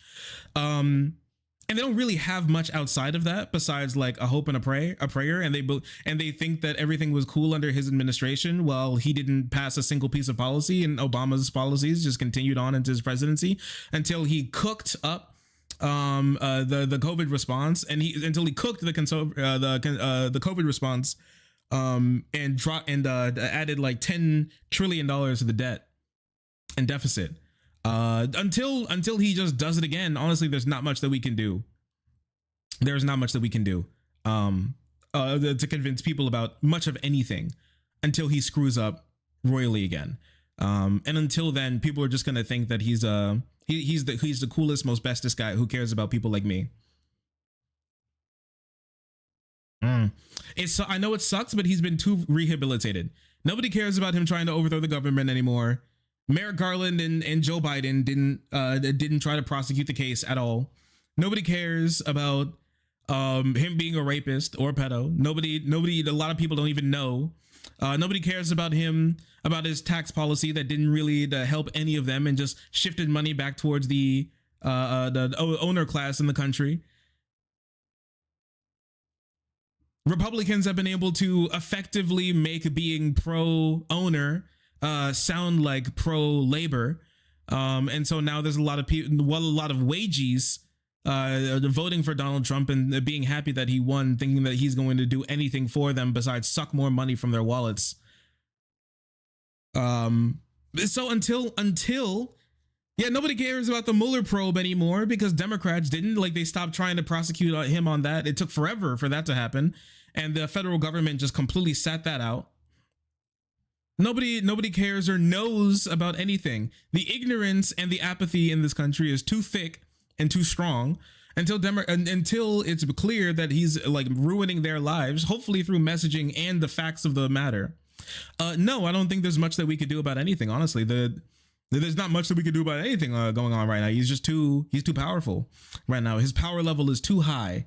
We need to wait for his HP to drop. His low IQ is always like tick damage on his health bar, and so he's always losing health. But until it starts to make a real dent in his goodwill and his political capital, there's not really much that we can do. Yeah. So I agree with AOC here, honestly. Whether it is church or your knitting circle or mosque or temple, or whether it is joining here in New York City DSA or Working Families Party, an interest group, get into physical community. I mean, listen, there are tons of different factors, so don't take what I'm about to say as like the one defining thing. But one thing I will say is that, you know, Kamala Harris, where they ran a fully fledged presidential campaign, like in these swing states. Bernie said in his last term, see the left is disorganized. We need to look at local competent candidates.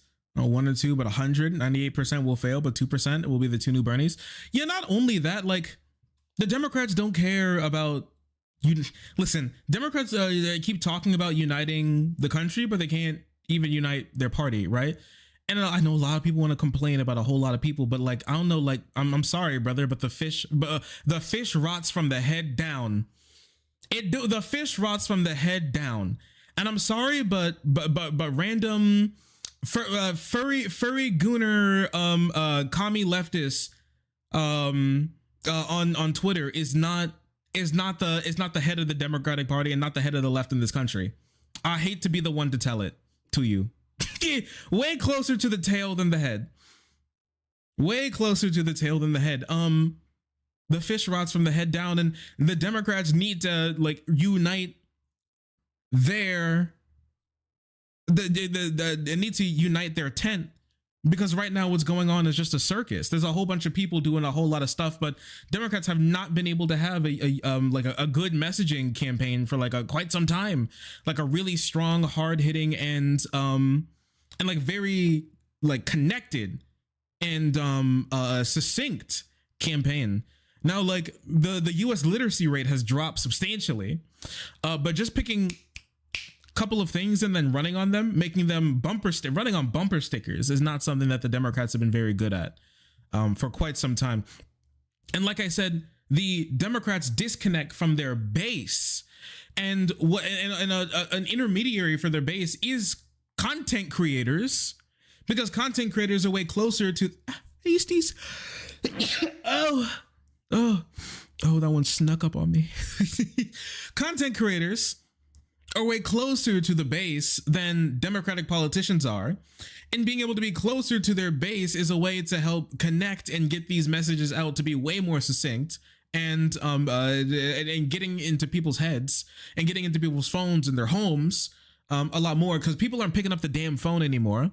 People aren't answering the door like they used to anymore. People got a lot of stuff. We're busy these days, but you know what? A lot of people listen to podcasts and interviews, and people watch clips and stuff, but Democrats don't engage in.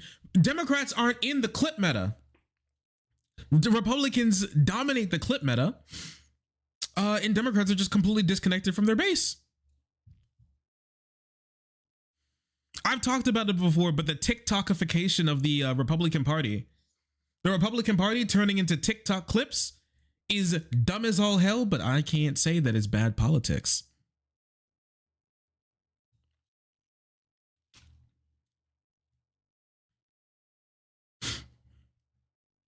I can't say that it's bad politics. I can't say that having a clip industrial complex is bad politics. And you know what?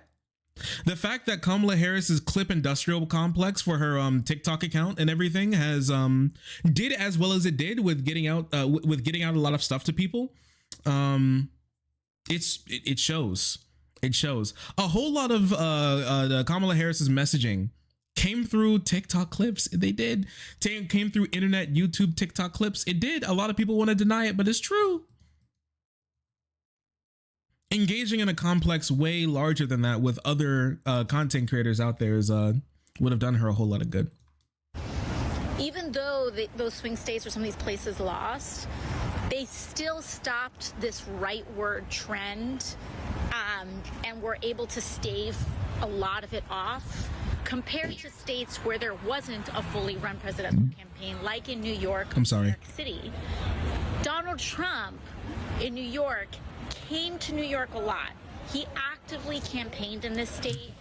He had rallies, not just the Madison Square Garden rally. He did rallies in the Bronx, rallies out in Long Island, Queens. So they had an active presidential campaign here where there wasn't others. So yeah, that's true.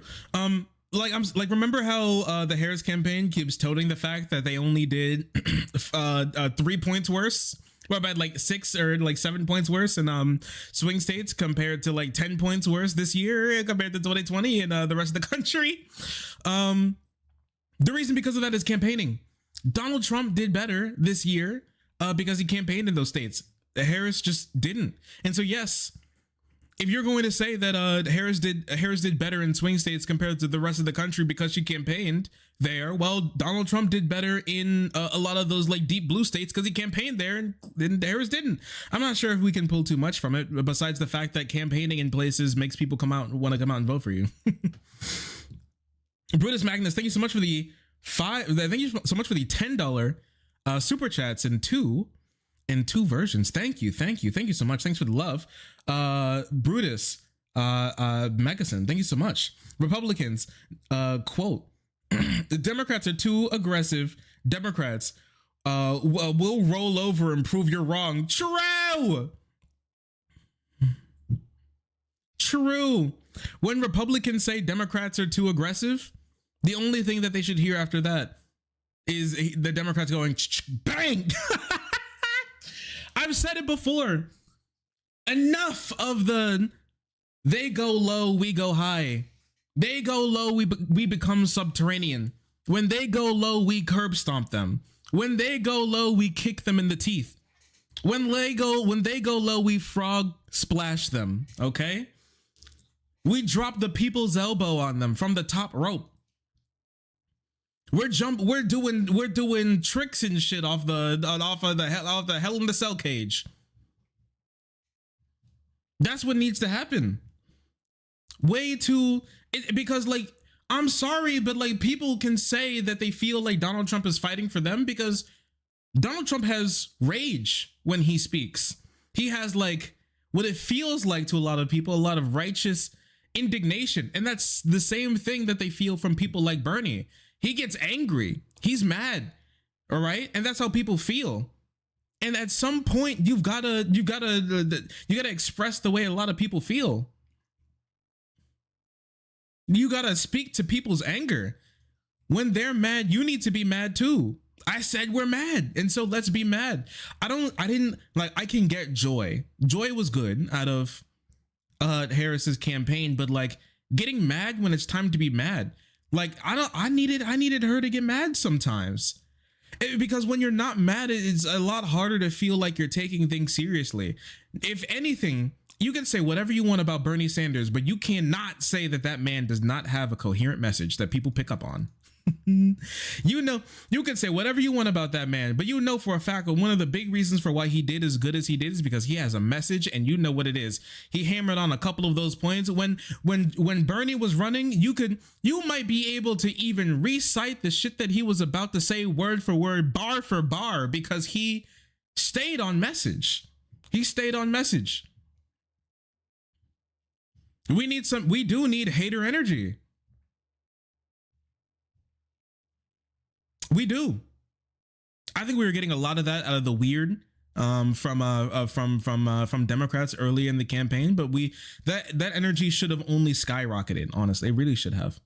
Also, if you're watching and enjoying the stream, hit the follow button if you're on Twitch. Hit the subscribe button if you're on YouTube. I'm happy to have you a part of the frenzy. We're going to be doing this a whole lot more and going over a whole lot more stuff. We still need to talk about Syria. I want to talk about, we need to do some reading into the Gaza and Turkey, as well as what's the civil war and the fall of the Bashar al-Assad. Bashar al-Assad regime. We need to do reading into the Trump campaign, what his plans for 2025 are. There's a whole lot more reading that needs to go into that. We need to do reading into. I want to cover how Elon Musk. A lot of people don't know Elon Musk is an illegal immigrant himself. I want to take a look deeper into Latinos for Trump, And also, if you're in YouTube chat and you're wondering, oh no, all my widgets are gone. If you're in YouTube chat and if you're wondering what's going on, what's happening, okay, boom, there you go, Sharky, there, you see it, you saw it flashing. If you want to join chat right here, right over there. You can type into your browser sharky.cc, sharky.cc to join the best chat in the whole entire world. You can still be on YouTube, but be able to chat in this chat and be on stream, as well as having some of the best emotes this side of the Mississippi. The custom emotes that we add to every once in a while when we have the opportunity to. Emotes that other platforms wouldn't allow you to have. You can subscribe there and support the stream as well without having to pay a multi-billion-dollar corporation as well. It's pretty cool. You can have a cool, colorful name. It literally just takes a couple of clicks. You can sign in with your Google account. And the only reason you're signing in is so you can use your Epic name, Epic screen name that you have.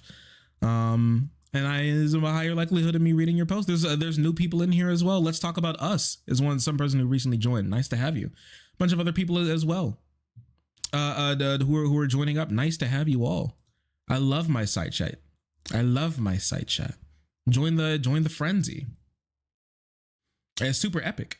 Yes, it's pretty fun in there. But thank you to everybody who's watching at the moment. I really appreciate you.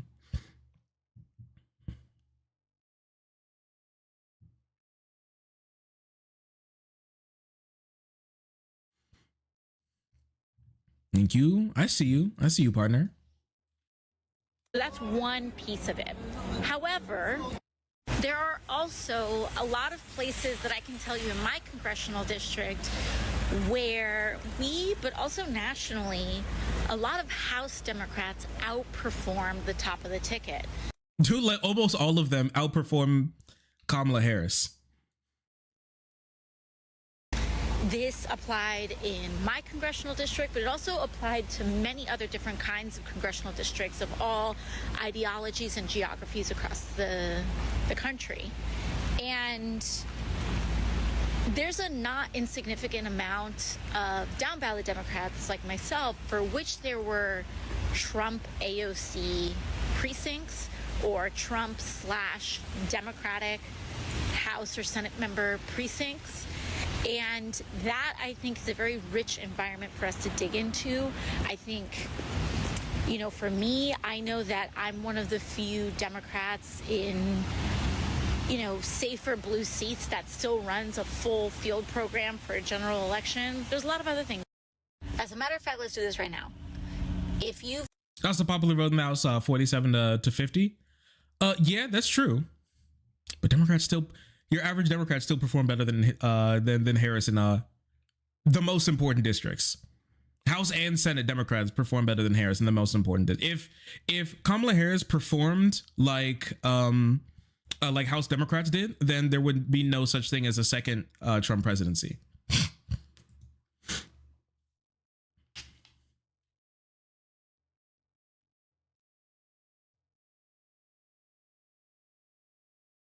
Okay, so then she goes into asking people who voted for her or a Democrat and Trump why they did what they did, and then here we get into some of the craziness. All right, chat, let's take a look. Let's take a dive into the mind of your average swing voter. Are you ready? Or your average Trump Democratic voter. It's real simple. Trump and you care for the working class. Oh no. But Trump is going to get us the money and let men have a voice. You're brilliant and have amazing passion. I feel like Trump and you are both real, but wanted changes. So I went for Trump. I guess there's a message I cut off, something, but wanted changes. But they wanted changes. So you went for Trump and blue for the rest of the ballot to put some of the brakes on him. So they're like, they wanted change, and Trump was like, change, because Harris ran as Biden 2.0 because she didn't want to separate herself from Joe Biden. But so they voted for Trump, but they didn't want him to do everything. So they voted for Democrats to stop him from doing everything. Voted for Trump, but I like you and Bernie. I don't trust either party establishment politicians. Voted for Trump in Arizona, but voted for Democrat Ruben Gallego instead of Kerry Lake because they thought he was good at handling war. Action and progress over stagnation and excuses. Both of you push boundaries and force growth. I feel like you both are outsiders compared to the rest of the of DC and less establishment, in quotes. Shrugs. Oh Lord, they're shrugging with our future of the country.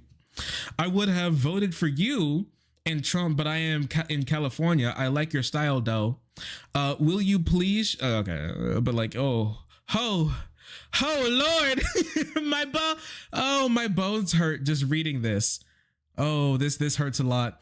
Oh, listen, you both care about the working class. Okay, but there's something tying this all together. Both of you care about the working class.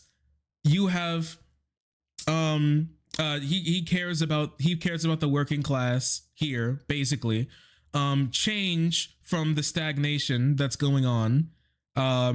You're both real, whatever that means. The establishment bad. This Democrat was good at handling war. So it seems like both of that. So it seems like he voted for Trump because he seemed good for handling war or something. Establishment, what's going on right now, bad. Establishment, what's going on right now, bad again. So all of this kind of, even though some of these are like kind of all over the place, it comes down to one singular thing. And it's that how things feel and how things are going now feel bad. And they want things to be different. And Trump was able to position himself. Trump's campaign was able to position him as the guy who was going to be different, and not only different in a way that cares about the working class, that cares about people like them. I tweeted out before, and some polls showed it to be Harris who's the one who people thought that this was, but it seems like polls after the fact, it seems like that wasn't actually the case, and Trump won this. But in 2012. Mitt Romney won voters who believe that he was better at winning. He was better at handling the economy. But Barack Obama won, and the reason why he did is because he won voters who said he cares about people like them. The reason why Kamala Harris lost this election was because Donald Trump won voters who said that he would be better on the economy, and he won voters who said that he cares about people like them. Before the election happened, a lot of polls came out showing that a lot of people believe that Harris was the person who cared more about people like them, and maybe that was even the truth before the election came about, right? But when it came down to it after the election, it's been proven that a lot of people believe that Trump is the working class candidate. And once again, we've talked about it before. Donald Trump positions himself as pro-business and pro-owner. But the thing about it is that being pro-business and pro-owner is not pro-worker and pro-labor. But his campaign was able to position that as pro-worker and pro-labor. Because they're going to say that making your boss richer is going to make you richer on the back end. It's actually just completely repackaged trickle down economics. But they've been able to repackage it and resell it to people. They've been able to resell trash to people. They're like flippers. Okay, they flip trash and sell it to people as something that's real. It's a scam. But it's not like we're surprised that Donald Trump is a freaking scam artist, okay? But this is what's happening. This is what happened to people. Joe Biden was not able to position himself as somebody who cares about the working class. And honestly, the fact that his campaign and him didn't believe that inflation was going to be that big of a deal to people until months after the fact, and now they were months, actually years behind Republican messaging when it comes to that. Leading to them completely losing people when the working class people in the country. I I mean, like, I hate to be the one to say it, but they didn't really care that much about working class people. I know a lot of their policies were good, but that simple fact of not getting on inflation quick enough when it comes to messaging and speaking to people's anger when it comes to how businesses were screwing people over, and the fact that it fell to the wayside, how bad it was when it comes to the corporate profiteering and greedflation being the source of a lot of price increases in the country, and the fact that even though supply chain shortages are gone but prices have not come down, nobody talking about that, and that not being as big of an issue, not hammering on it as they could have been. I'm not saying that they didn't talk about it, they didn't hammer on it. Obviously they didn't, because people don't believe it. They didn't hear it. They didn't hear it. And so that's a campaign and messaging issue. You can say whatever you want, but when nobody believes it, knows about it, or considers it when voting, then obviously that's a messaging issue. Obviously it didn't get out to people. The fuck are you gonna do? You can complain and bitch and moan and say you did it all you want, but like, if it didn't work, it didn't work, right? I'm not gonna sit here and tell you that like Bernie ran a fantastic, perfect, excellent campaign and that's why he lost. No, it's not. Right? He wasn't able to get enough people to come out and vote for him, and that's why he lost, right? Now, there's a lot of things that we can learn, and he did better in 2020 than he did in 2016 when it comes to actually being able to almost win the election. Because you can't just look at raw numbers and say, you can't just look at raw numbers after the fact and say that it was the entirety of the campaign or the election. Those things are very fluid and moving. Yeah, honestly, sometimes you even have to live through them to understand it. But yeah, man, like,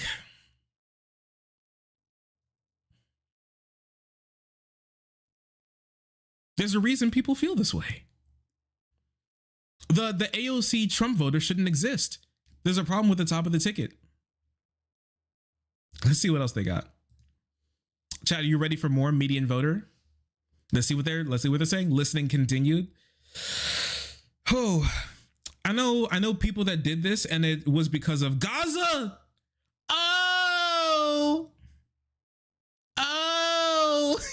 My bones. Oh, my bones. Oh, it hurts so bad. Oh, don't want to vote for Kamala Harris because of Gaza. Vote for the guy who uses the term Palestinian as a slur.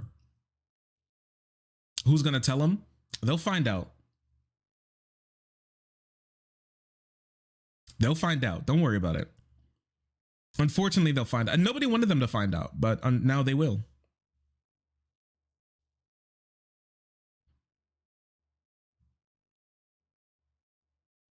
According to polling, almost nobody cared about foreign policy.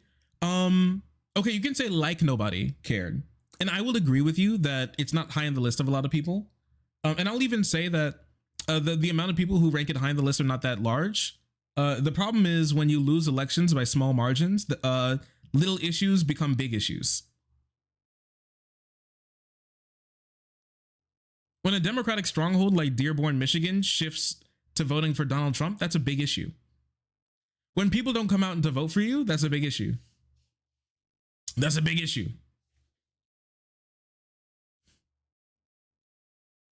That is a big issue. That turns into a big issue. Little issues turn into big issues when elections are super close. Like this election was super close. Gaza did matter. It did. I'm sorry, but it simply just did. It like absolutely did.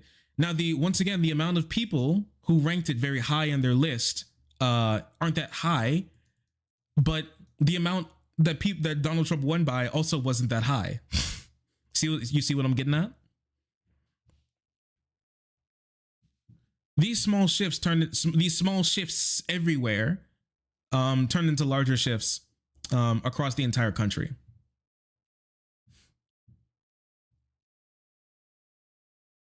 But if we focus on little issues, we may forget about broad issues. Don't worry, we won't. It's just not going to happen. I'm sorry. Because here's the thing. Donald Trump's campaign, even though Donald Trump is like a dementia his brain is a dementia, brain-ridden pedophile. His campaign was able to. I'm not sure if some like a lot of you all remember this, but the reason why a lot of these people did vote for Donald Trump, a big reason for why is actually because and even like Joe Rogan like believes stuff like this, that he's like anti-war, right?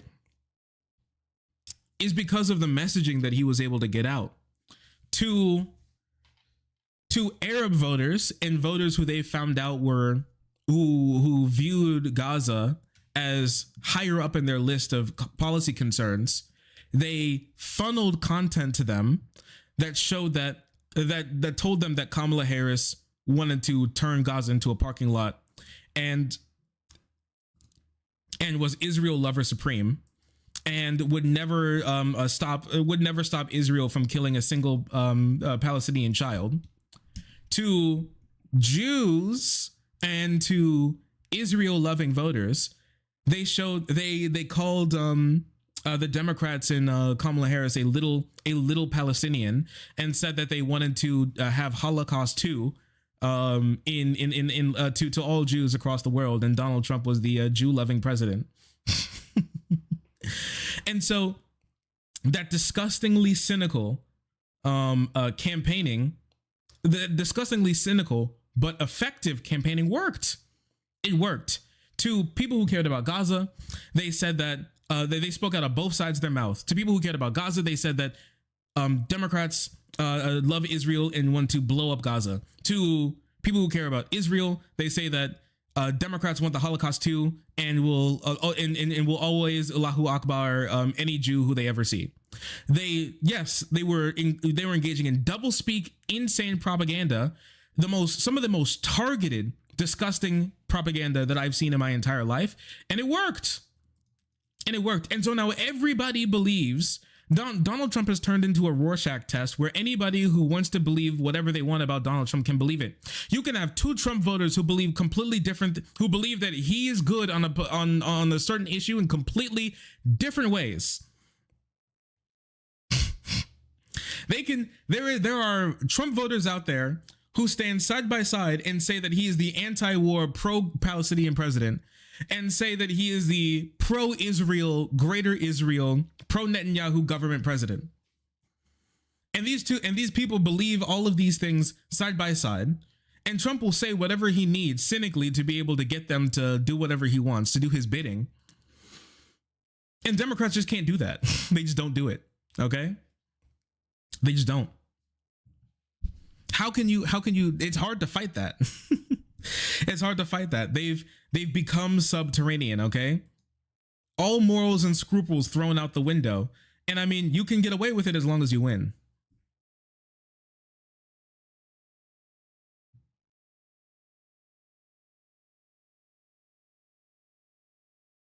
I support you and did this. Felt like I didn't have a choice after Biden's administration.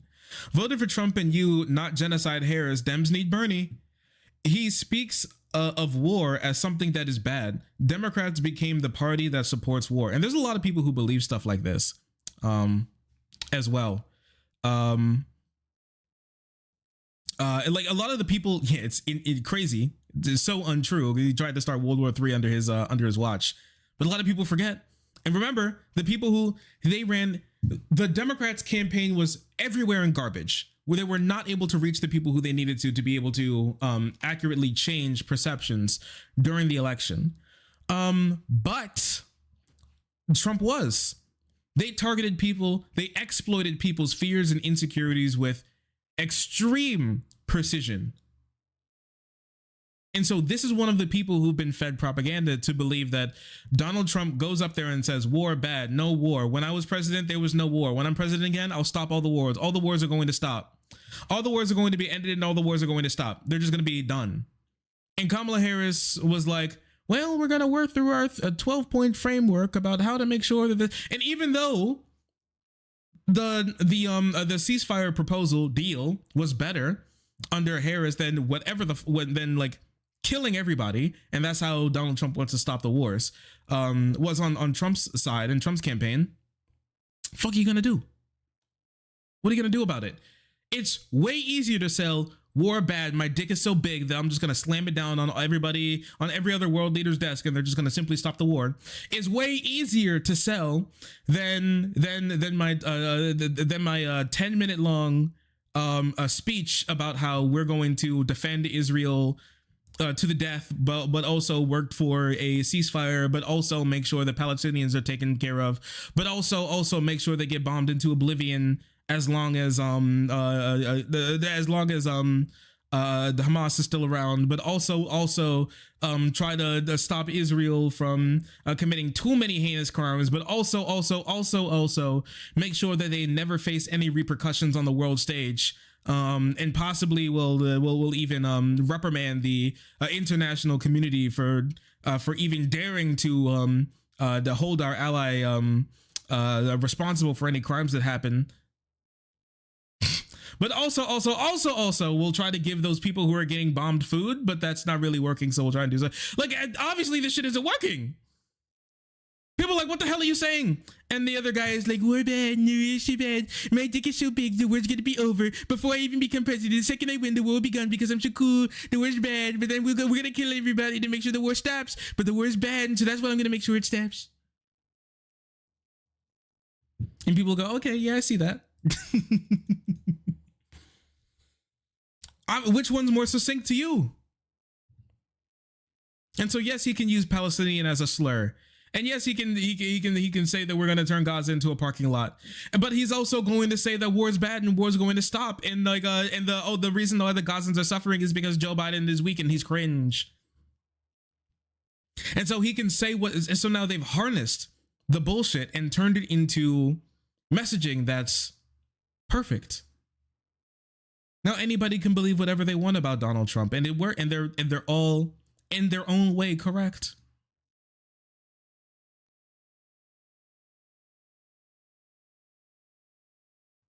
Yeah, Democrats started all wars because they're weak and cringe. I'm gonna stop all wars because I'm based in epic.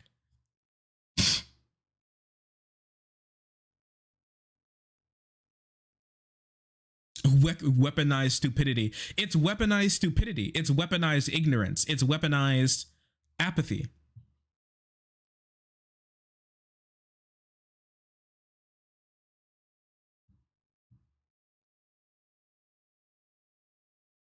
Because you can show that 55, that like, you can show that like the record amount of Americans in the country are now illiterate.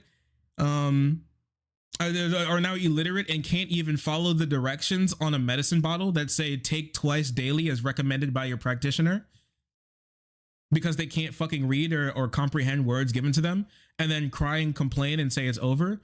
Or you can weaponize their ignorance and use it for political power. And there's a reason why Donald Trump says he loves the uneducated, because his campaign proved that as long as you can weaponize their ignorance and weaponize their apathy, that you can get whatever you want.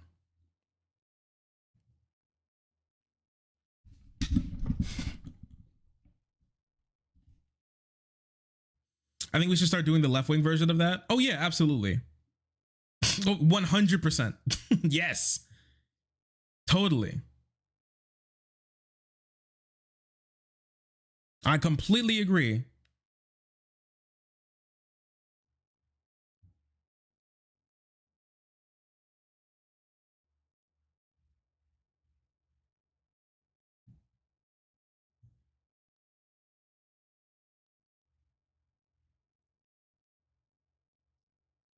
But also you signified change. Trump signified change. I've said lately, Trump sounds more like you.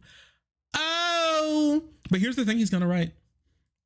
He's a little bit more right?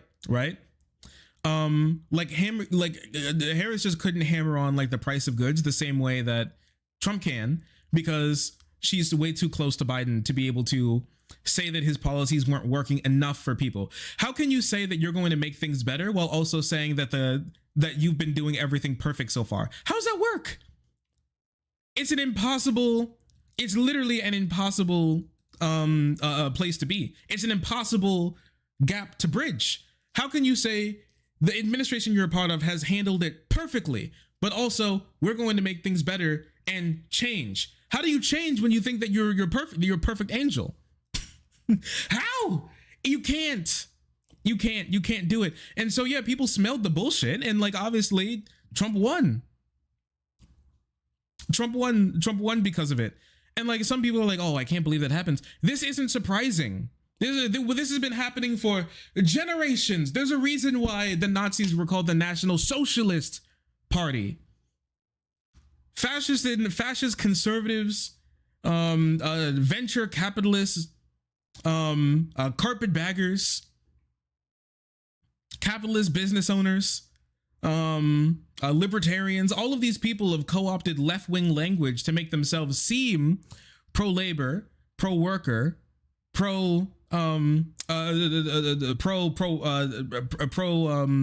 like average person, when they're actually pro-owner, pro-business, and pro-capital. This is well known. Yes, like right to work. They like the idea of like right to work. Of course, Trump sounds more like a leftist, because left-wing policies, ideals, and left-wing rhetoric sounds good. And telling people that you're going to suck money from them like a leech, and leave them out to dry as you and your billionaire buddies are going to ride off into the sunset with the future in their pockets, obviously doesn't sound as good. So obviously, co-opt the people who are actually working for working class people, co-opt their language, their aesthetics, their rhetoric, and then twist it into a bastardized version of it that's actually pro-owner class and anti-American. So you can make yourself seem more reasonable, and then the little pro-business liberal in the middle, who's too far right, who's too far conservative for left-wingers, and too left for conservatives on this issue, and who are too mushy mouth for everybody who's on the fence, are trapped in the middle and are unable to convince anybody of anything because they mumble their way through their speeches. In Biden's case, literally.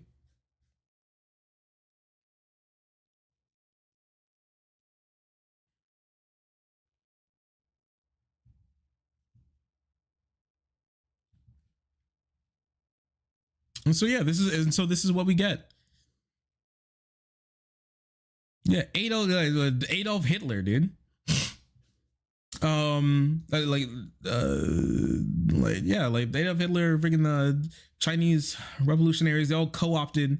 There's been a long history of conservatives co-opting left-wing and or socialist and leftist views and ideals for their own pro-business, pro-owner, pro top of society class dynamics, without actually giving anything to working class people, for their own personal gain. There's been happening forever. Of course he sounds like them. That's the point.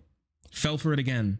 For generations, working class people have been falling for it because they've been exploiting. It's so funny because like a planned obsolescence. It's literally political planned obsolescence where through their pro-owner policies, working class people suffer, and the stratification of society increases, alienation of our working class people, and of how capital is even made and produced and hoarded exists. I don't know, like oh, it makes me tired. Shit makes me tired, man.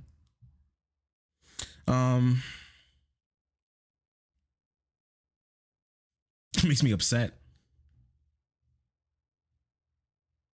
Their own policies ruin people's lives, and then they come into office off of the backs of working class people, promising to improve their lives from the policies that they put into office, using the rhetoric of the people who actually want to and can improve their lives, only to make their lives worse before they're out of office, and their opponents can't fix all the things that they broke before they're out of office.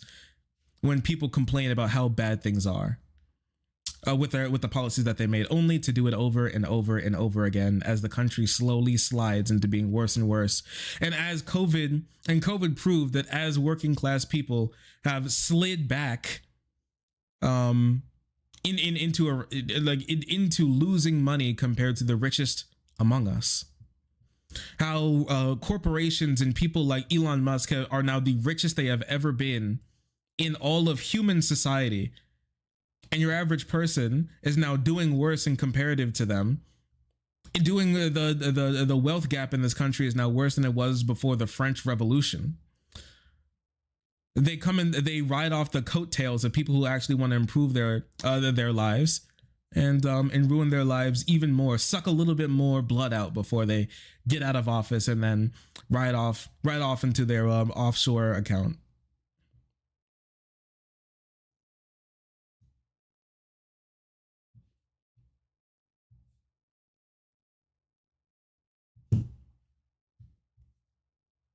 Make your life worse and then say that I'm the only thing. It's abusive relationship. Make your life worse and then say that and try and convince you that I'm the only way to make it better. I promise, put me in office again and I'll make it better. Without a Mad Libs rant? Yes, fuck you. I love you, partner. They want to be us so bad. I guess they want our rhetoric and our language and our and the fact that we can reach the hearts of working class people so bad. They don't want anything to do with us. They want money and power and the destruction of the working class. Because as working people are subjugated, they can make money off of it. Your suffering is profitable. Your pain is monetizable. And your existence is capital in the waiting.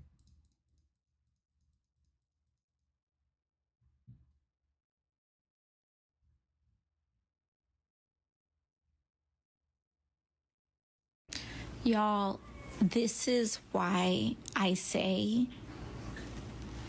that we should be signing up to knock on doors and be on the phones, because the internet and mass media, which, by the way, at this point, all of these apps, Instagram, X, like Twitter, whatever, it's mass media too, because they've all been bought up by billionaires the same way a lot of these television channels have. Anyways, if you're only tuning in to those mediums, you will think that most people fall along this spectrum. And a lot of people don't. And that's why it's important to be at the doors.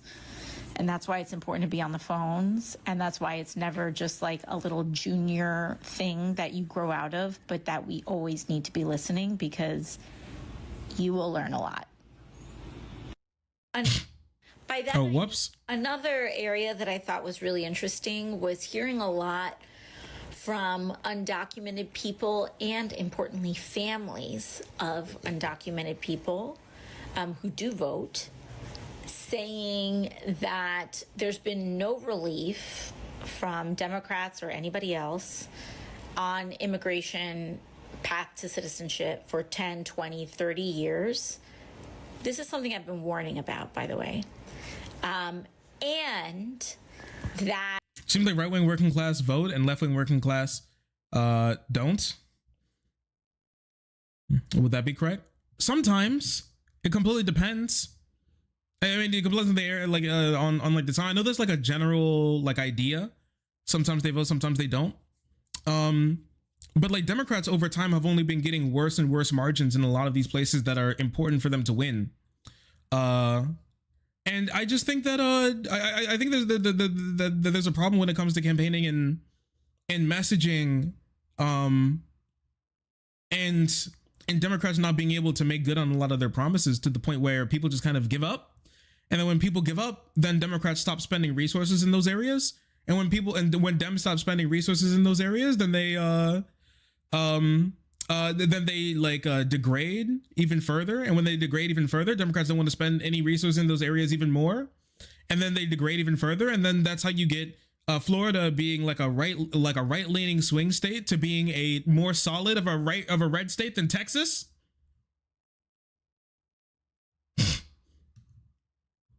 That and the fact that like nobody gets fired, nobody's heads roll for really losing elections. Nobody good information from not even being able to take good things from lost elections and only learning the wrong lessons time and time again.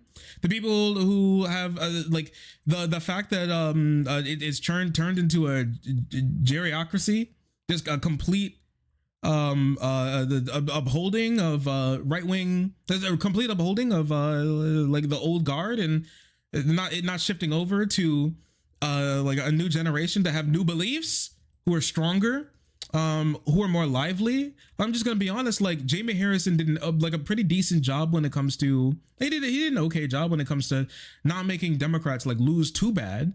But I'm gonna be honest, I think Schumer represents more of a change in the party than Hakeem Jeffries does, even though he's older. Simply because it was Schumer who was the one who helped push a lot of the progressive policy that Biden implemented in his first in his first couple months in office. It was Schumer who laid out that massive list of executive orders that he could do to help improve the working class people. It was not Hakeem Jeffries who was trying to help do that type of stuff, and not Pelosi nearly as much either. You know, it was not them, right? It wasn't Fetterman. Fetterman wasn't in office back then, but you know, there's I don't know, it's just when it comes to doing the things that people want to see from Democrats, it's just there aren't that many people in a senior executive leadership who give a shit about it.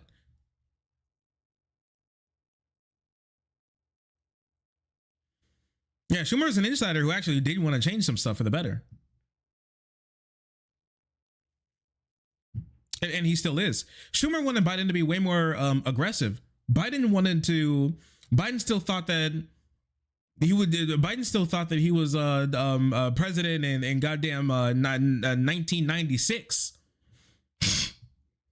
He thought he was. Bro still thought that he was in like the 1970s and 80s. We are in a different time, my man. 2024, you can't convince Republicans of it. You can't get them to work with you.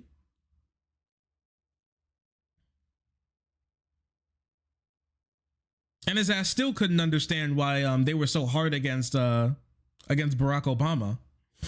Still couldn't understand it. I thought, like, I don't know, man. Maybe I'm the one who fell for it, because I thought it was like a little bit of, I thought he was just posturing when it came to the, oh, well, I'll work with Republicans to get some stuff done. I thought he was just joking. I didn't actually think that he was dumb enough to be able to make it through 8 years of Barack Obama and then as his co-pilot, and then genuinely believe that this Republican Party was going to work with him with doing shit. He believed it with his whole heart. He wasn't joking. He genuinely believed that he was going to get Republicans to help working class people.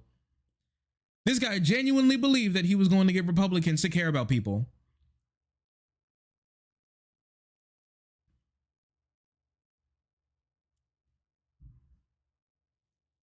Kamala Harris genuinely thought that Liz Cheney and Dick Cheney was going to convince a large swath of moderate Republicans to leave the Republican Party. Kamala Harris genuinely thought that she could convince people to love Joseph R. Biden Jr. the same way she does. Thought it with her whole heart.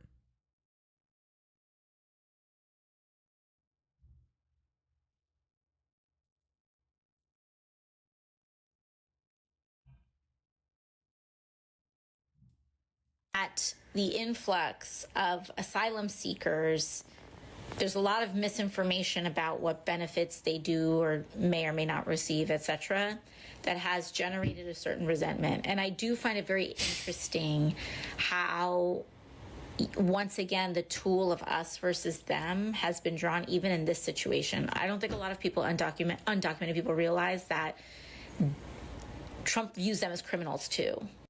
By that yeah, there's some people who just like absolutely don't get it.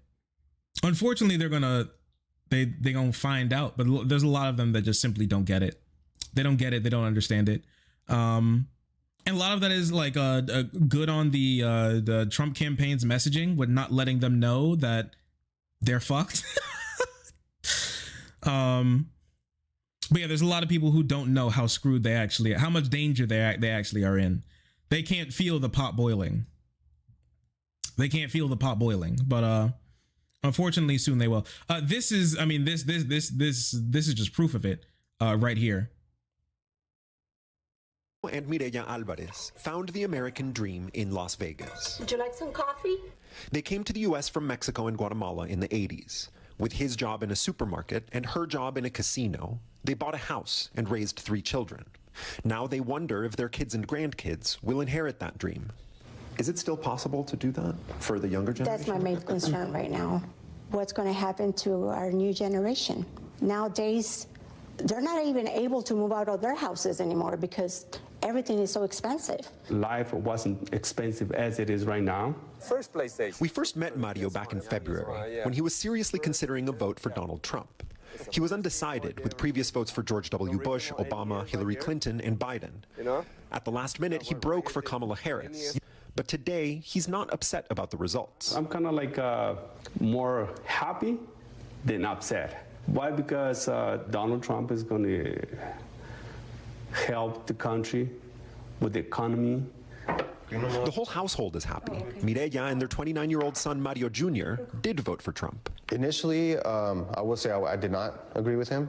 And then I started seeing that he was not afraid to speak his mind. And I noticed that he was not scared to say what he felt, regardless of what people would say. And I think I respect that about him. So you liked his... I really love it. It's so vibes based. Yeah, he's a dumbass, but like he's proud of how stupid he is. And I can respect. He's not scared of being wrong, incorrect, dumb, ignorant. He just says whatever he wants, and people and I can kind of respect that. Like what some people want in a leader is the idea of confidence, and that shows it to a lot of people that, oh, damn, he's so confident. Yeah, he's dumb as fuck, but he's so confident. I know that's not exactly what they're thinking. They don't think he's that stupid, but like he is. And a lot of them are okay with him being super wrong, dumb, even. But you know, at least he's not like trying. At least he says what he's thinking. And as people are so primed to distrust politicians and feel like the vibes of like manicuring what you say is such a bad look, that being proudly low IQ, being proudly a dementia brain, low IQ, bullshit ridden freakazoid is now more appealing to a lot of people than thinking before you speak. Unfortunately. Kind of brashness, his personality. Yeah, I would say yes. They're not alone. Across the country, Donald Trump made huge inroads with Latino voters. According to NBC exit polls, 55%. Chat, can I start saying Latino like that? Can I, when I'm just talking, I'm like, yeah, so there was a large shift in Latino voters. I feel like people would be like, what the hell? What was that? Like they cock their heads. I can't say it like that. People would think that there would be like an issue, that there's a problem with me.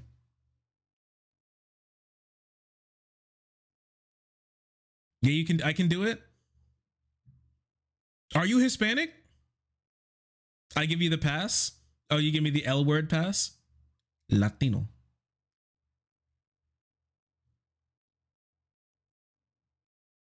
Speak for the Latinos.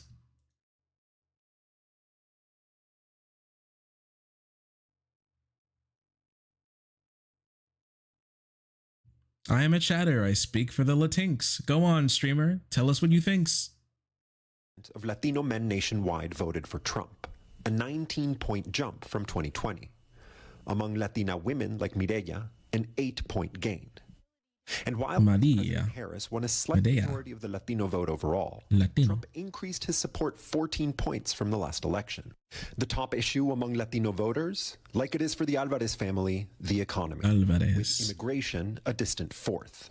Mario and Mireya both crossed the border illegally as teenagers, but became citizens under President Ronald Reagan's amnesty. Okay, chat, just one moment. What do you guys think about when your foreign, okay, and you're talking about a name of a like a different country or a name of a person that's in a, you know, that's from a, like a different language, should you say it like you would say it in your language, or should you say it how they would, or should you attempt to say it how they would in their language? What do you think? Because when I see that name, I go Alvarez, but he's going Alvarez. Like, I get it. I'm not sure if this guy is Hispanic, specifically the reporter here.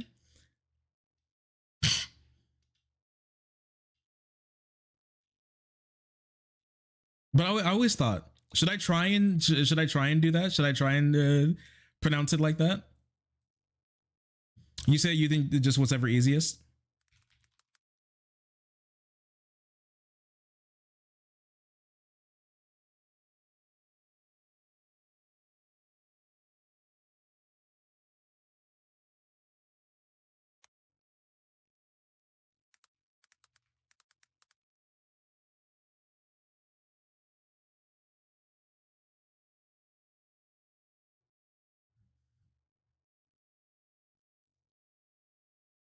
If it's fluent, it's fine. If it's forced, then it's cringe. Oh, is that how it works out? If you can do it. If you can do it. If you can't, don't even try. Is that where we are?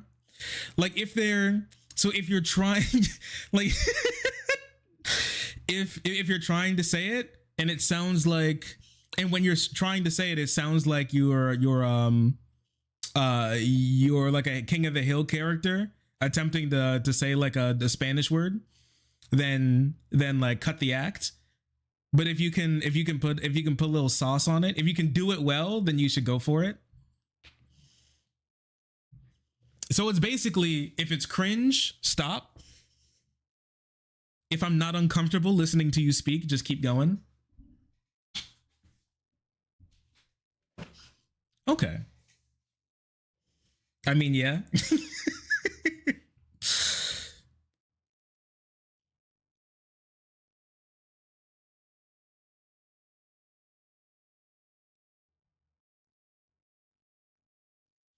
With Brazilians, I use the pronunciation from there. Okay, I see it. Wiener Schnitzel.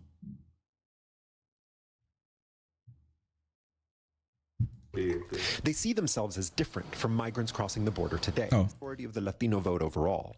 Trump increased his support 14 points from the last election.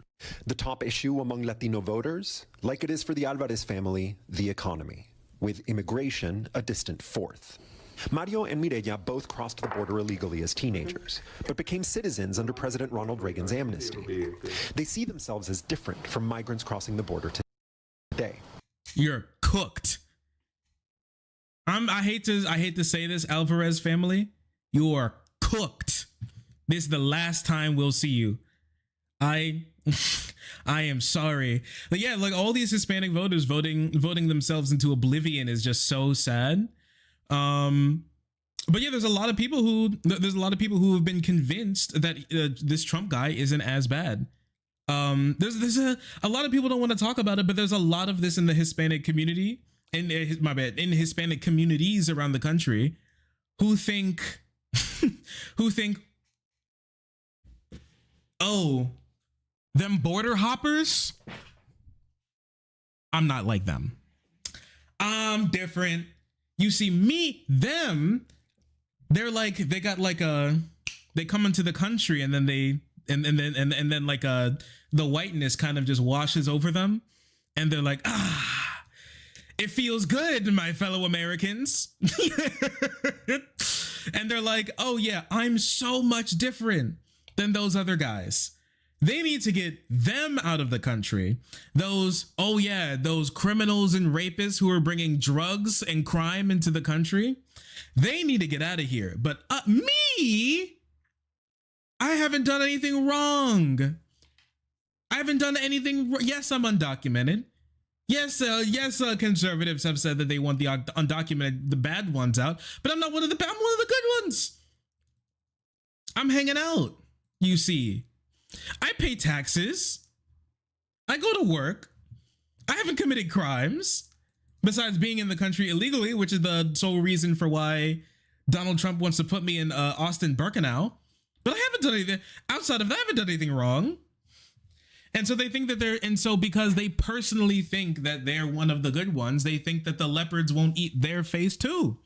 And there's a lot of this in the Hispanic community. There's a lot of, I hate to say it, dumb Latino and Hispanic people out there who are pretty hateful against other Hispanic people and who have a lot of anger and angst against the people who they see as like the bad ones, making their situation worse. But I'm sorry, they won't care whether you're in the country or not in the country, whether you're here legally or illegally or even legally. Donald Trump came out and to say that he even wants to get legal immigrants out of the country, like those Haitian people who got amnesty to be here. Even them who haven't committed any crimes, he wants them out of the country as well. It doesn't matter if you're legal or illegal, and you're illegal. There's so many people who believe this. There's so many people who are even in who have family members who are undocumented. Even them themselves who are undocumented. They believe that the storm will pass them. The leopard won't eat their face. No, I mean, you have no clue what you've done. You have no clue what you've done. The box you've opened, and because of this. And I hate and I don't want you to find out. They can heck around, but I don't want them to find out. I don't want them to suffer. I don't want them to have to be put into the Austin-Birkenau camps and kicked out of the country to a place they made. So some of them have never been, and a place that some of them haven't been since before they could even remember being there. I don't want that for them. But they voted to put themselves in hell, and I want to help them. But all I can do, that's why I didn't vote for the guy who wanted to do that to them. But all I can do now is wish the best for you and talk about how the mistakes that they made is going to lead to their end. It's sad, but yeah, some of this isn't even the Democrats' fault. Some of this is just simply how some marginalized groups act. A lot of Hispanics are just this. A lot of Hispanic people are just this dumb and crazy and bigoted even. A lot of them are just this bad. A lot of them suck this much ass. I hate to say it. It's true. A lot of them are just like this, and it's a real problem. There's a lot of Hispanic people who believe in the great replacement, but they're not the ones doing the replacement. It's all the bad, dirty Hispanics coming into the country, not them. The clean, respectable ones. And that's something that the Hispanic and Latino people are gonna have to root out themselves. I can't fix that. I can't speak Spanish, man. In what way do you think they're different? But the Republican Party has been able to exploit that perfectly to their own for their own political gain, which is very sad. The people that are coming here are the criminals. Yep. The ones that did something bad in their country, they're running away from their law. Despite having close family members who are undocumented, migrant invasion, they don't believe they'll end up in Trump's crosshairs. When you hear Trump promise mass deportations, do you worry about them? Yes and no, because the ones that I know, they're doing good. They're not breaking any laws. I believe he's going to start deporting all the bad people. Trump won over the Alvarez family, and many like them. Whether the economy improves and who exactly he chooses to deport may determine if he keeps them. My family is Latino, and a lot of them are immigrants. But at the end of the day, we're American. I'm sorry, you're cooked. You're finished. I do want them to follow this fan. I feel so bad for them. It's like watching, it's like watching a chicken on the conveyor belt for the beheading machine after voting for the beheading machine to rev up. And as you see them slowly moving towards the beheading machine, they're like, I think the beheading machine is going to improve the economy around here. Jobs are something that we haven't had for a really long time. Yeah, the beheading machine, I do worry about it a little bit, but chickens like me don't get caught in the beheading machine. The chicken beheading machine would never behead a chicken like me.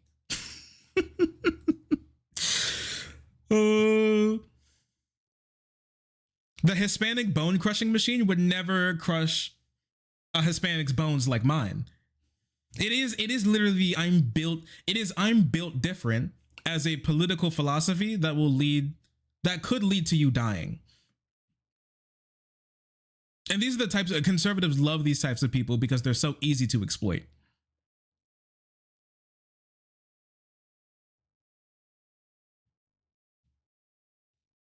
I wonder what that's for. Yeah, the chicken beheading machine. Wait.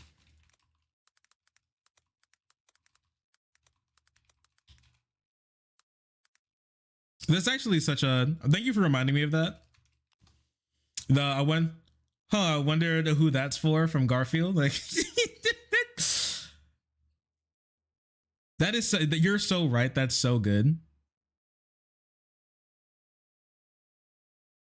Where is that? Wait, let me see. Can I pull this up?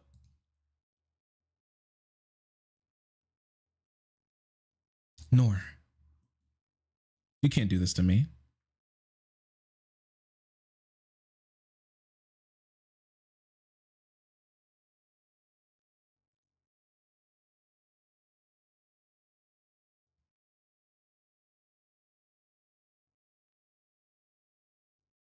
I'm trying to just get the picture itself. Yeah. Yeah.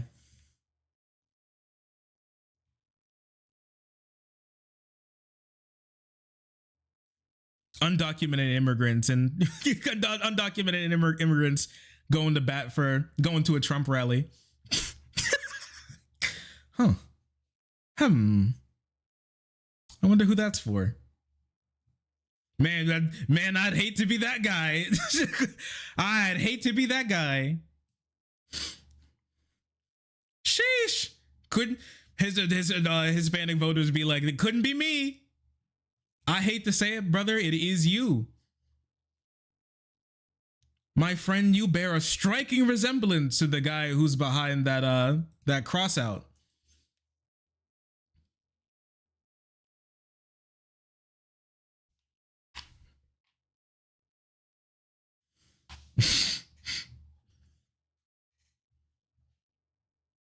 Of course, this isn't for me. I'm built different, you see.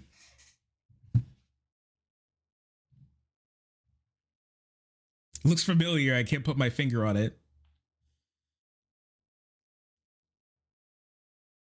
You see, that one, that is for the cats that eat too much lasagna. Me? We're doing good. We eat our fair share of lasagna.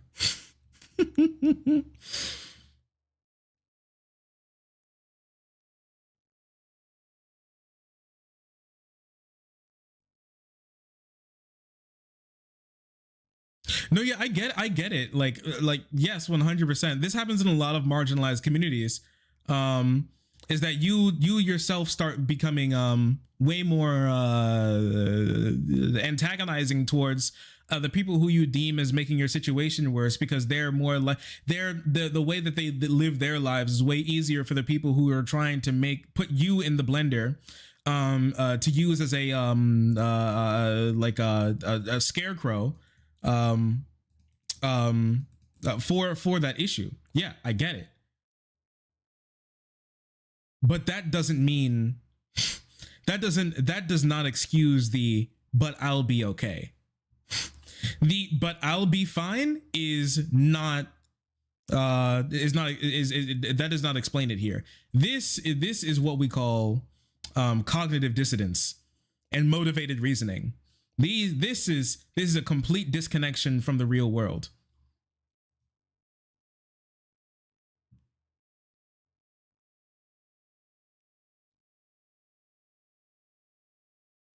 The Nigerian Americans, they think the issues of black people in America will not affect them. Yep, there's a lot of that too. A whole lot of marginalized community, they do that. Yeah. I mean, this it goes even further, right? Texas Latino men, undocumented and not hopeful for Donald Trump. Here's why. Dozens of men, mostly undocumented immigrants from Honduras, Guatemala, Mexico, Venezuela, El Salvador, and Haiti. They dressed in the long sleeve shirts, jeans, sunglasses, and baseball caps required for the concrete, flooring, plumbing, carpentry work that they did that day that day might hold. Hopped into their car, and they listened, and they're for Trump. Before COVID, we were setting the prices. So 42-year-old Danilo G, an undocumented immigrant whose last name the Statesman isn't publishing, yeah, for obvious reasons, from Guatemala.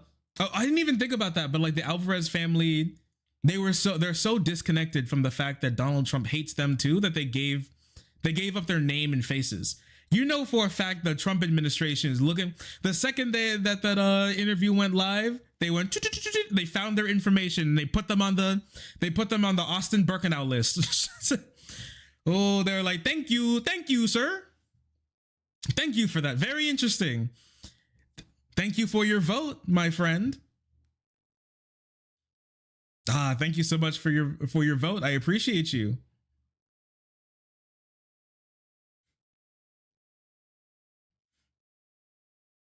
Well, that family was legal, I thought. They are undocumented immigrants who are legal due to George Bush giving them amnesty. Donald Trump wants to revoke their amnesty and deport them.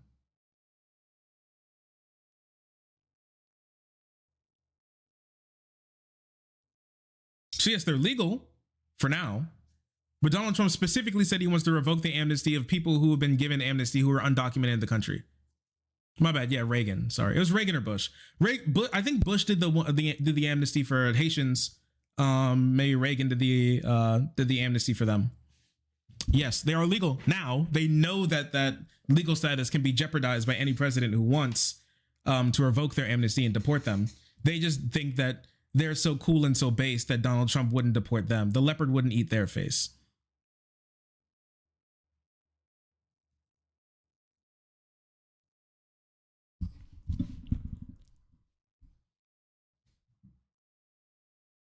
Now the drivers seeking workers are setting them, they said.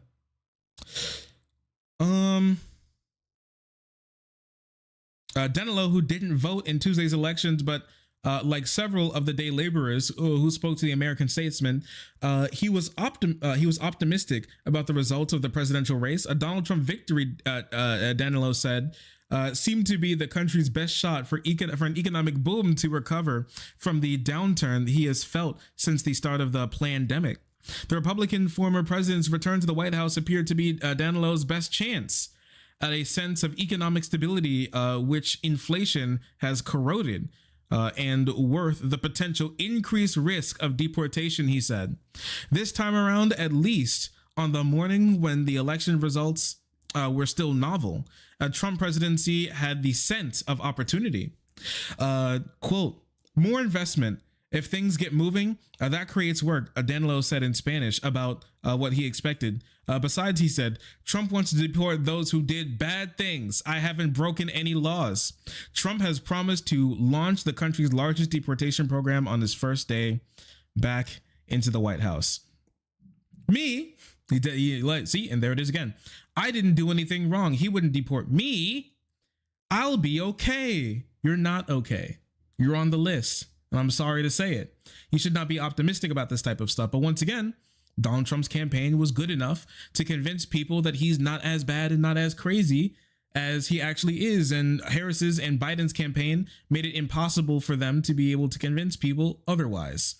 And so, yeah, maybe he just wants to deport people who do bad things. And how in the world are Democrats going to run against that? Deport people who commit crimes? That's the only thing they think, that's the only thing that they think Donald Trump is about. And if that's the case, then how in the world can you be against him? Because that's falls in line with what they think. And if that's the case, then he wouldn't deport me.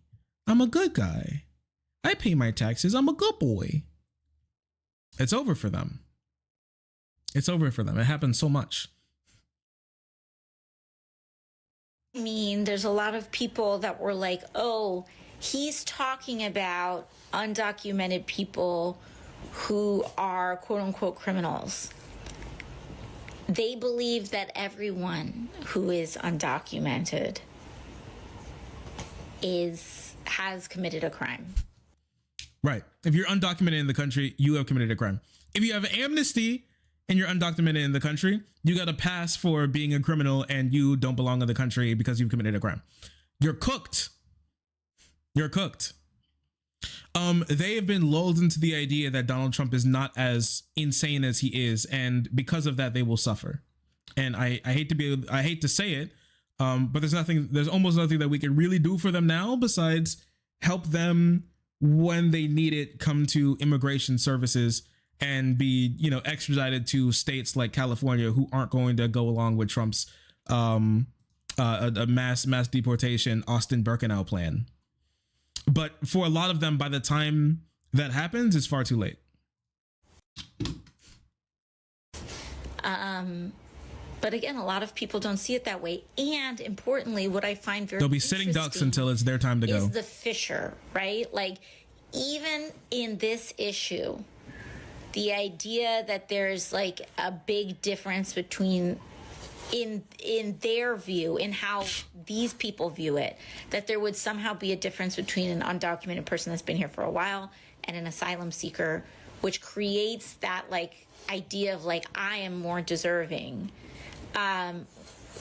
was powerful, compelling, exploited to effect. In fact, so much so that I started to pick up on this on the campaign trail, and I started to deliver a version of a speech when I hit different campaign stops in Wisconsin and Nevada and other places, where I started to clarify for people.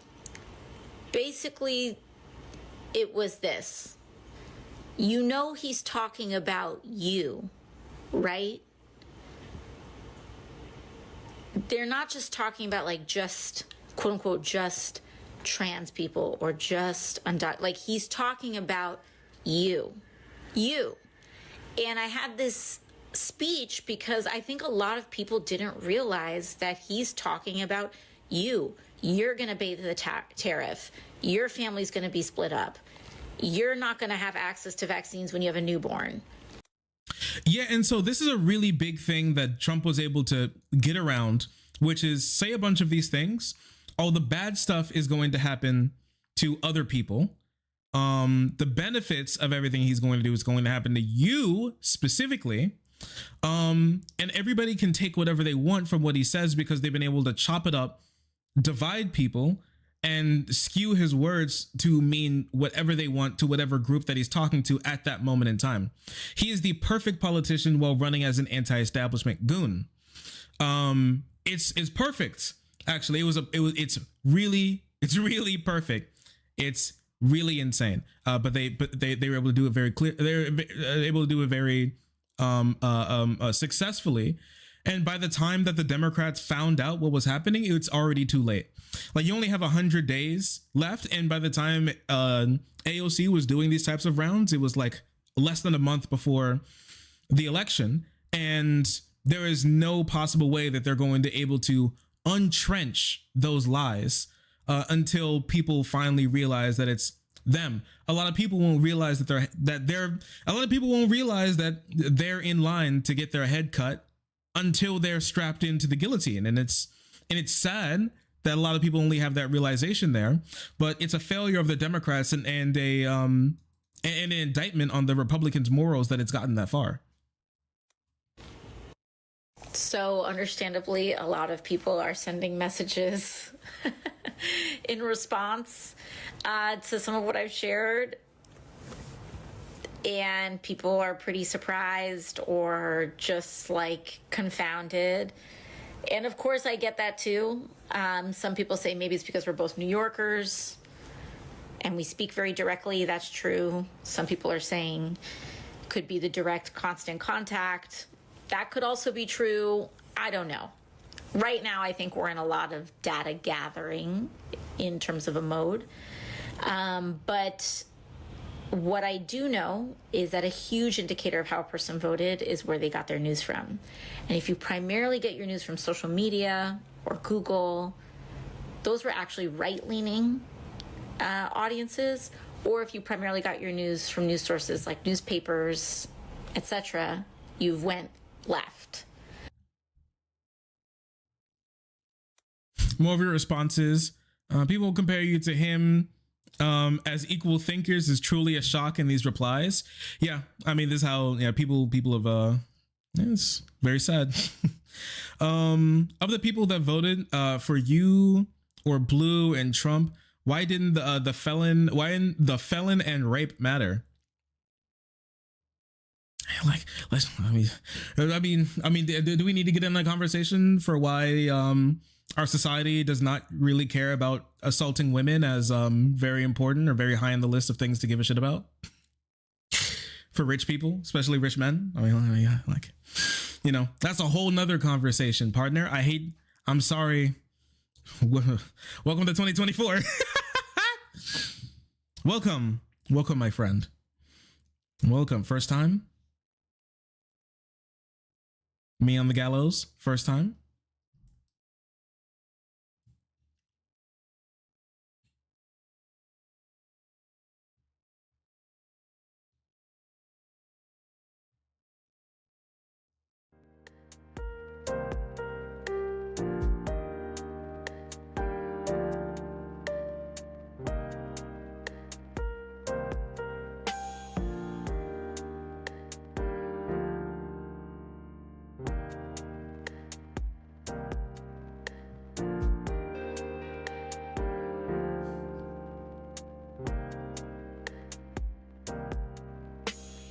Welcome to the contraption conveyor belt, my friend. Ooh, this is the part where it hurts.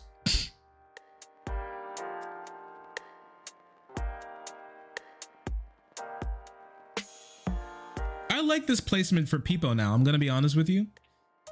The right over my shoulder, he just kind of peeps out. I like it. I was thinking about this a little while ago. I was like, oh man, where am I gonna put him? I need a place to put him. I'm not sure, but this definitely works out really well. I like it. You just saw him?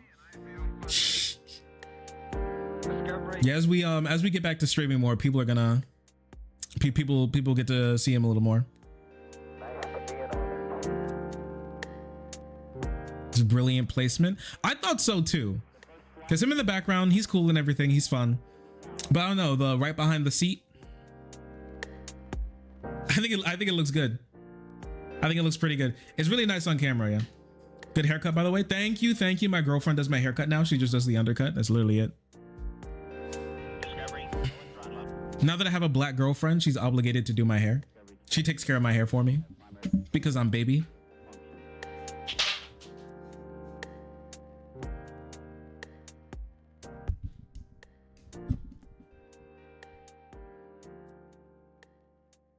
Someone just tweeted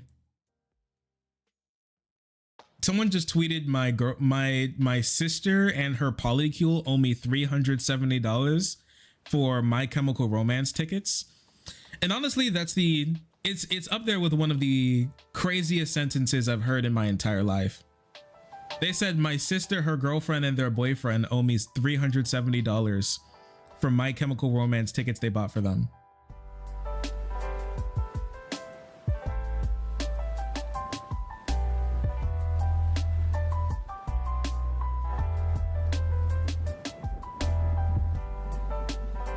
I'm flabbergasted by hearing stuff like that.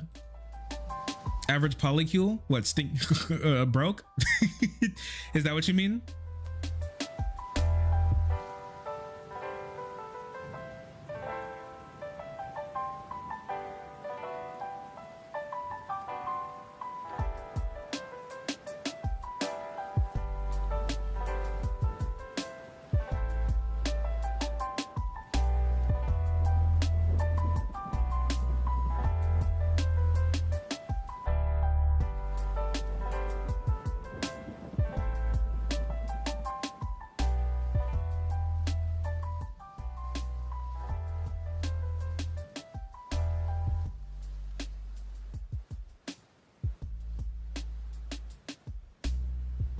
Oh, Maria, don't save her.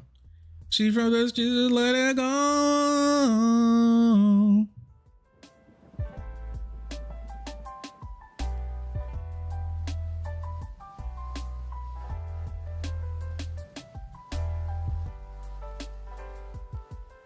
Chad, did you see that Facebook, it's not Facebook, did you guys see that Fox News was posting shooter Luigi fan cams to like geriatric Fox News viewers who have no clue what's going on? Like showing TikTok fan cams with like, you know, whatever circulation music of like a shooter on Fox News to like 70-year-olds and in hospice care is like, I don't know, it's like feeding, it's like taking a time machine and feeding an old English and like an old English peasant a warhead. This must have killed some people. Take a look at this.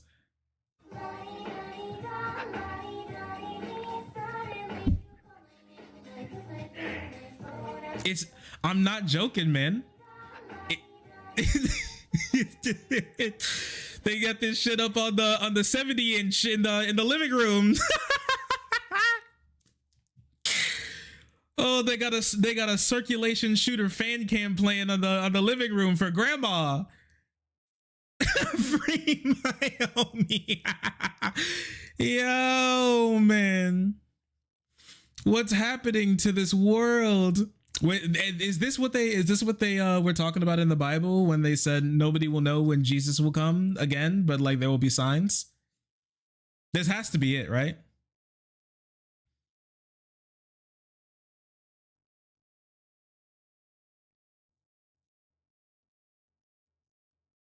Chad, did you see that Bashar al-Assad is going to start his own podcast? After getting kicked out of office, after being kicked out of the dictatorship in Syria, he's going to become a podcaster. He's going to become a YouTuber. Bashar al-Assad took to social media Wednesday evening to announce he's going to launch his own podcast, the Assad Cast. Oh, he should call it Assad Margins. Oh, if he calls it Assad Margins. And we love torturing people. Torture was so fun. Holy shit. I once was a dictator. I was the best dictator in the world. Pod save Assad. Oh no. Oh hell, man. There's gonna be a man after that Haley Welch the crypto coin rug pull. Do you think that he's gonna be on Talk Tua?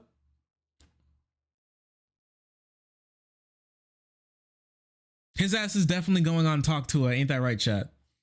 Bashar al-Assad, Joe Rogan interview coming soon.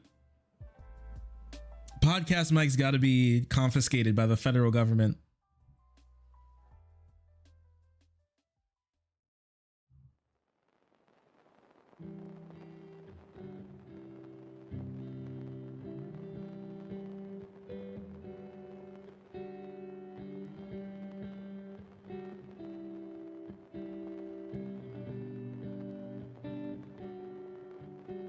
We live in an insane world.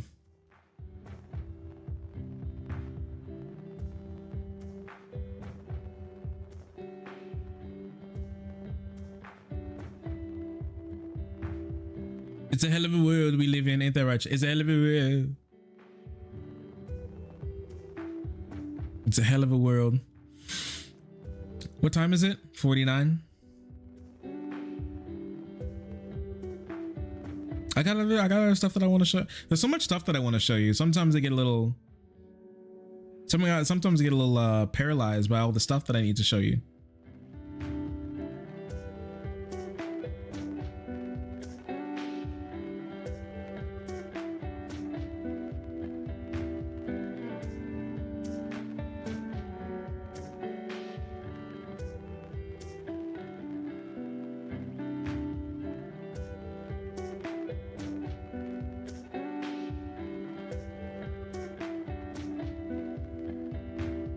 Chad, did you see that and this is a big if Democrats actually play their cards right, Republicans might actually be cooked after this after Trump presidency? They actually plan to finally do it. I mean, they have the votes. What, they're gonna go in with like what, 53 senators, and a House in their control. Republicans could finally do it, cut Social Security. They've been looking to do it for a long time. But Thune, the new Senate Majority Leader that's coming in after McConnell, he said he's planning to do it. That they could cut. John Thune, who is the Senate incoming Republican leader, who also met with Elon Musk this morning, told me that perhaps mandatory programs are areas that they're looking to make cuts in, like Social Security, for example.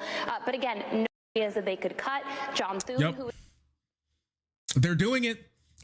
They've been talking about it for a while. Your average American doesn't really believe that they're going to do it. But if they actually do it, that'd be an insane find out moment for geezers who dedicate their lives to making sure Republicans stay in office. So they dedicate what's left of their lives to making sure Trump stays in office.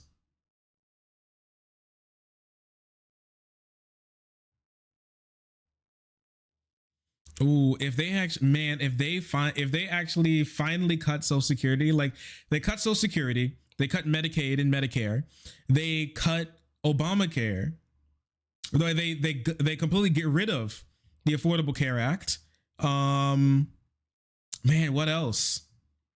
What else? They implement all those tariffs that they wanted to. They deport like 80% of the people who do construction and farm work in this country. Is this the recipe for success that conservatives have been talking about? Is this it? Is this what we get? This is obviously a recipe for an economic boom in this country, right? Boom. That's the sound the economy makes after Trump gets it off. Bang. A whole bunch of other unsavory automatopoeias. It's actually over. Oh man, dude. And cuts taxes for like rich people, cuts the corporate income tax as well down to like what he said he wanted to do, 15%. Dude, we won't make any money. It's actually so over. He said that he has no guarantee that gas prices are actually gonna go down. He's cooked.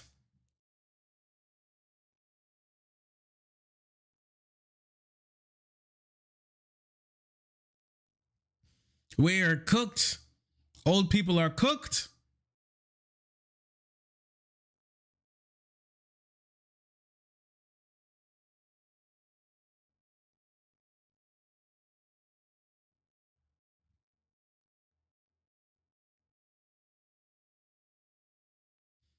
He wants corporations to pay a lower tax rate than your average American, man.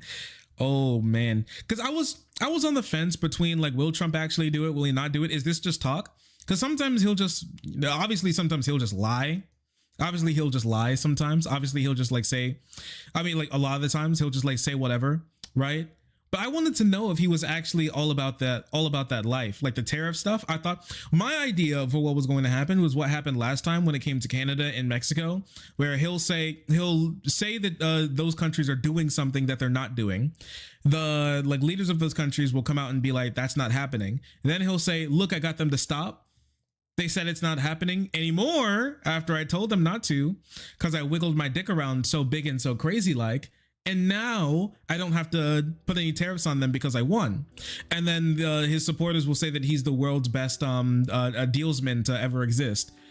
I'm not sure anymore. I don't know. He put somebody in office who actually, well, he's a part of his the incoming team that he wants to have confirmed. Literally said that who's really actually super pro tariff.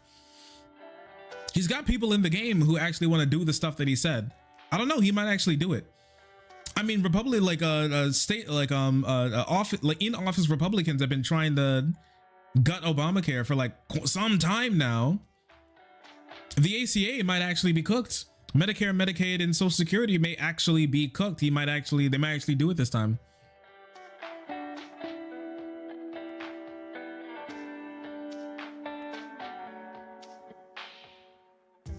He tried that with Mexico. Yeah, he did it in like 2017.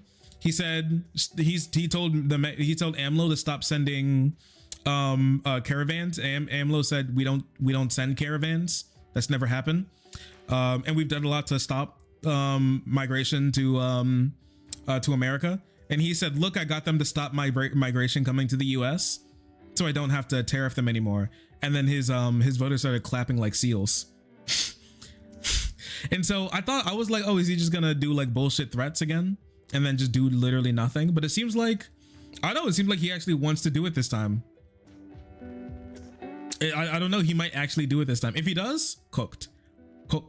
In some way, I want him to just do it. I want to see what a lot of conservatives are gonna say.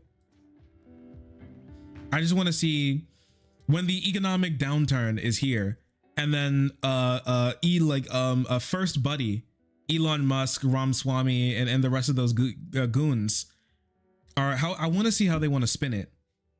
When gas goes up to like $8 a gallon or something, you know, war keeps breaking out in other parts of the world. Tariffs aren't bringing prices down because obviously they won't. The mass deportation is obviously causing massive issues as well, raising inflation rates again. Like I wonder what the play is. I wonder what the play is gonna be. I know he's gonna have like goodwill for quite some time, but I want to know how long it'll last. Are conservatives and your average voters so insane that they'll let him do whatever he wants and he'll never have to face any consequences for anything ever? Or will there be a breaking point? I really just want to know. So honestly, I don't know. Maybe in some way, I want to see what his whole proposed plan will actually look like for this country. I want to know. Sunk cost fallacy, maybe. I don't know. We'll just have to see.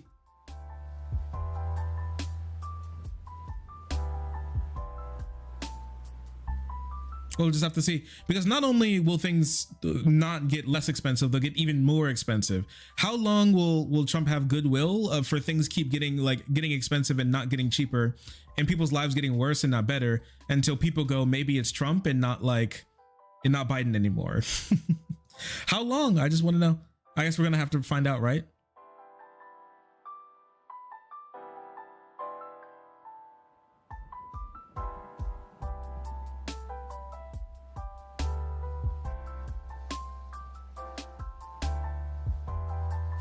All right, chat.